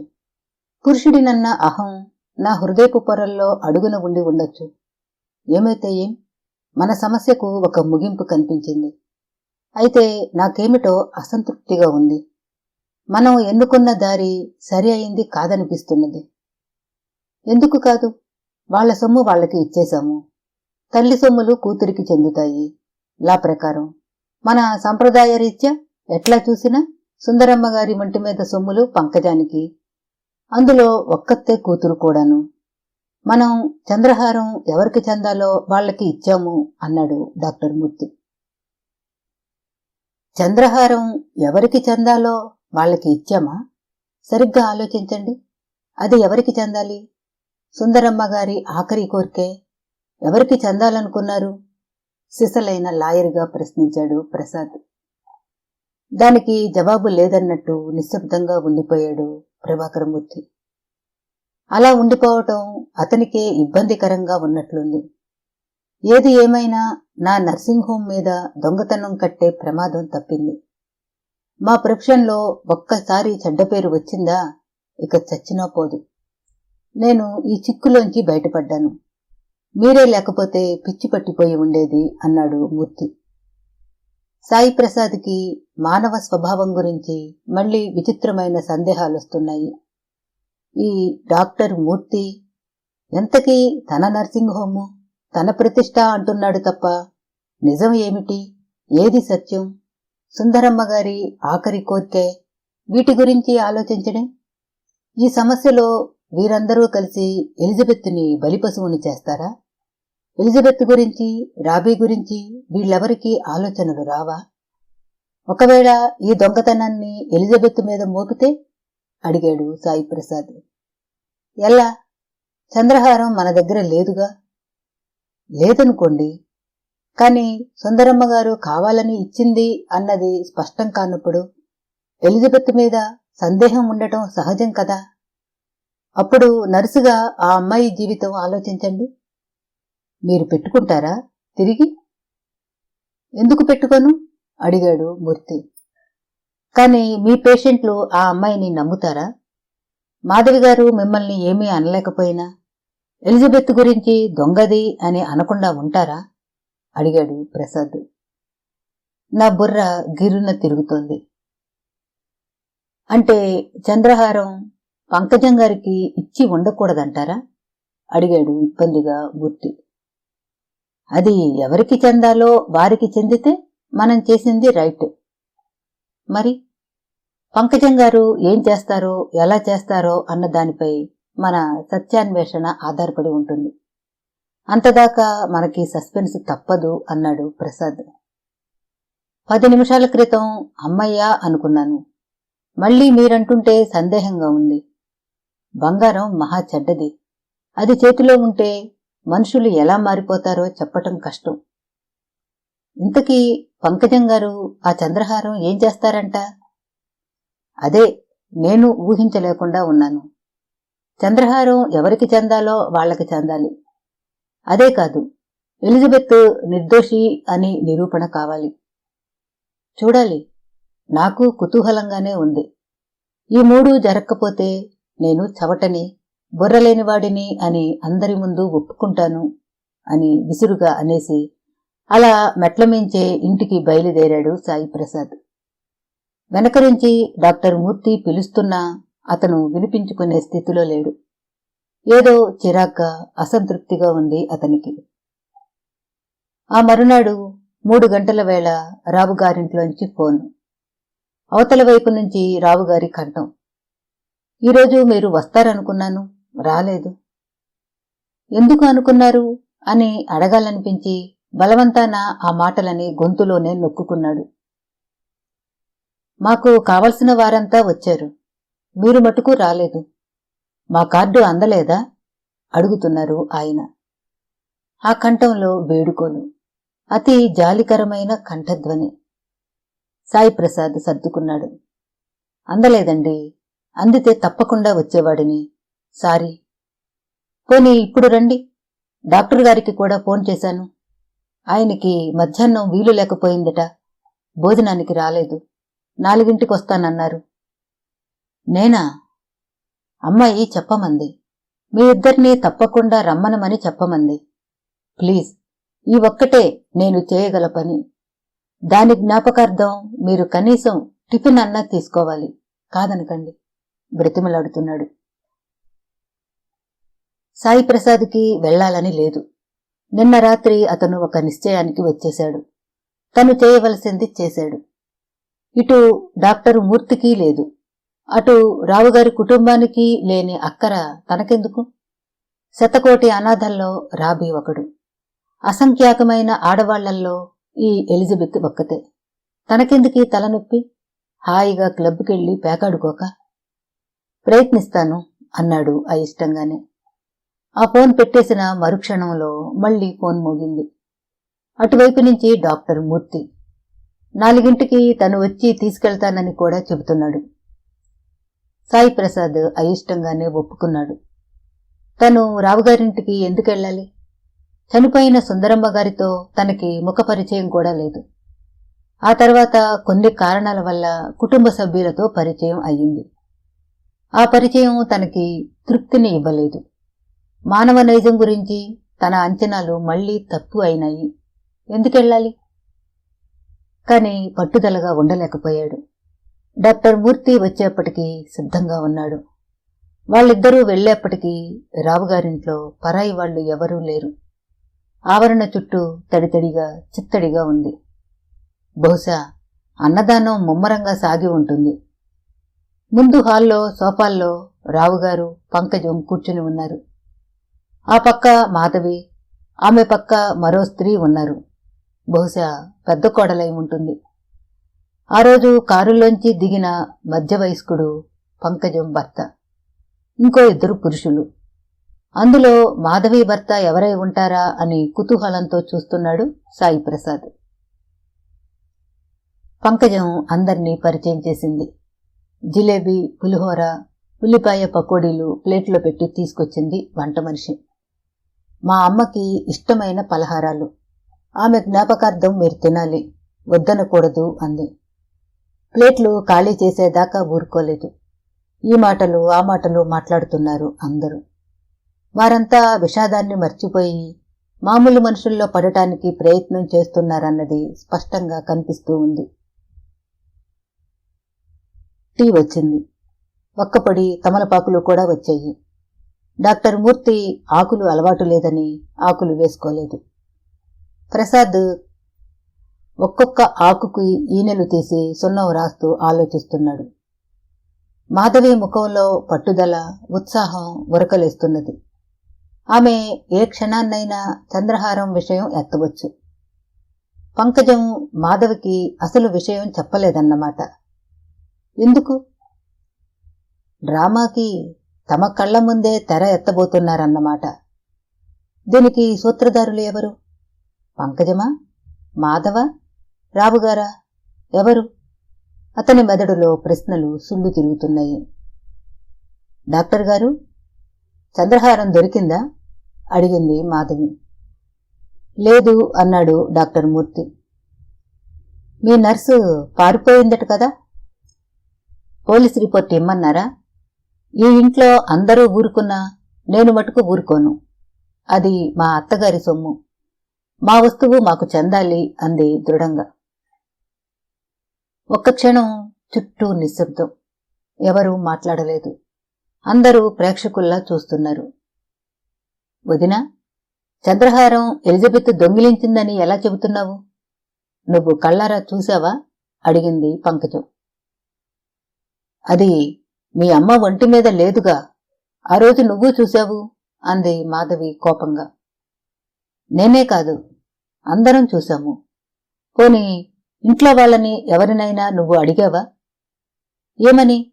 ఎందుకు అడగాలి? చంద్రహారం ఏమైందని, ఎవరైనా తీశారా అని. చిచి, మనం ఎందుకు తీస్తాం? అలాంటప్పుడు ఆ నర్సు మటుకు ఎందుకు తీస్తుంది? తను మటుకు మనిషి కాదా? అది పరాయిది, దొంగది. పరాయి మనిషి అయినంత మాత్రాన దొంగ అని ఎలా చెబుతావు? ఎదురు సవాల్ చేస్తూ అడిగింది పంకజం. సాయి ప్రసాద్ అంతదాకా నిర్లక్ష్యంగా వింటున్నాడు ఈ సంభాషణని. పంకజం విసిరిన సవాల్తో అతనిలో ఉత్సాహం పుంజుకుని సోఫాలో నిటారుగా కూర్చున్నాడు. మిగతా అంతా నోరు మెదపకుండా వింటున్నారు ఈ వదిన మరదళ్ల వాగ్యుద్ధాన్ని. మాధవి ఓడిపోదలుచుకోలేదు. నాకీ ఆర్గ్యుమెంట్లు అనవసరం. ఆ చంద్రహారం ఇక్కడికి రావాలి. ఎందుకని? మనది కాబట్టి. మనది అనకు, నాది అను. మా అమ్మ నగలు నావి. అది ఎవరి దగ్గర ఉండాలో వాళ్ల దగ్గర ఉంది. ఇదిగో చంద్రహారం, చూశావుగా? అందరూ చూడండి. తృప్తి అయిందా? నీ దగ్గర ఉందా? ఏం, నేను దొంగతనం చేశానంటావా? అది కాదు, అది కాదు. ఆ రోజు నేను కంగారు పడుతుంటే ఎందుకు చెప్పలేదు? అడిగింది మాధవి.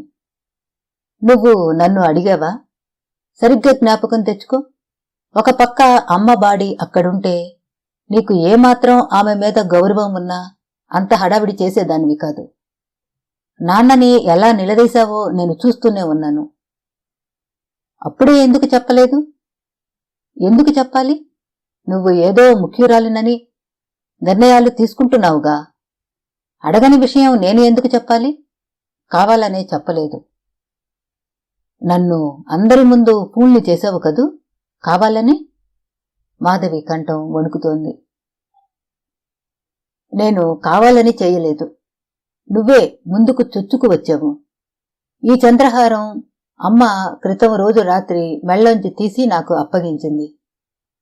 నీకా? అడిగింది మాధవి. ఏం, నేను ఆవిడ కూతుర్ని కాదా? అయితే అది నాకోసం ఇవ్వలేదు.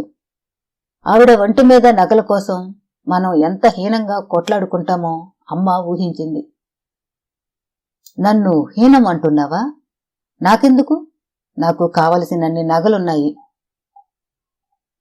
మరి ఈ చంద్రహారంలో నీకు భాగం ఉందంటున్నావుగా? అడిగింది పంకజం కవ్వింపుగా. మాధవి మొహం కందగడ్డలా చేసుకుని భర్త వంక చూస్తున్నది అర్దింపుగా. ఆయన తల తిప్పుకున్నాడు. పంకజం పథకం కొద్ది కొద్దిగా ప్రసాద్కి బోధపడుతోంది. నాన్నకి ముందే చెప్పాను, మీకు కూడా చెబుతున్నాను. అమ్మ ఈ చంద్రహారం ఆ నర్సు ఎలిజబెత్కి ఇమ్మని నా చేతికి ఇచ్చింది. ఇది ఇన్నాళ్ల నుంచి నా దగ్గర ఉంది అంది పంకజం. ప్రసాద్ ఆమె వంక అడ్మిరేషన్తో చూస్తున్నాడు. సమస్యను ఎంత తేలిగ్గా విడదీసింది. పంకజం చుట్టూ ఉన్న వారి ఉనికిని మర్చిపోయినట్లు చెబుతోంది. వదినా, సాటి మనిషి మీద నేరం మోపటం చాలా తేలిక. అది నిరూపించటానికి ఆధారాలు కావాలి. నువ్వు కళ్లతో చూడని వాటిని నమ్మకు. డాక్టర్ గారు, మా ఇంట్లో అందరి ముందు మీకు ఈ చంద్రహారం ఇచ్చేస్తున్నాను. అది ఎవరికి చెందాలని మా అమ్మ ఇచ్చిందో వారికి అందజేయండి. ఎలిజబెత్కి మా ఇంట్లో అందరి తరపున క్షమార్పణ చెప్పుకుంటున్నాను.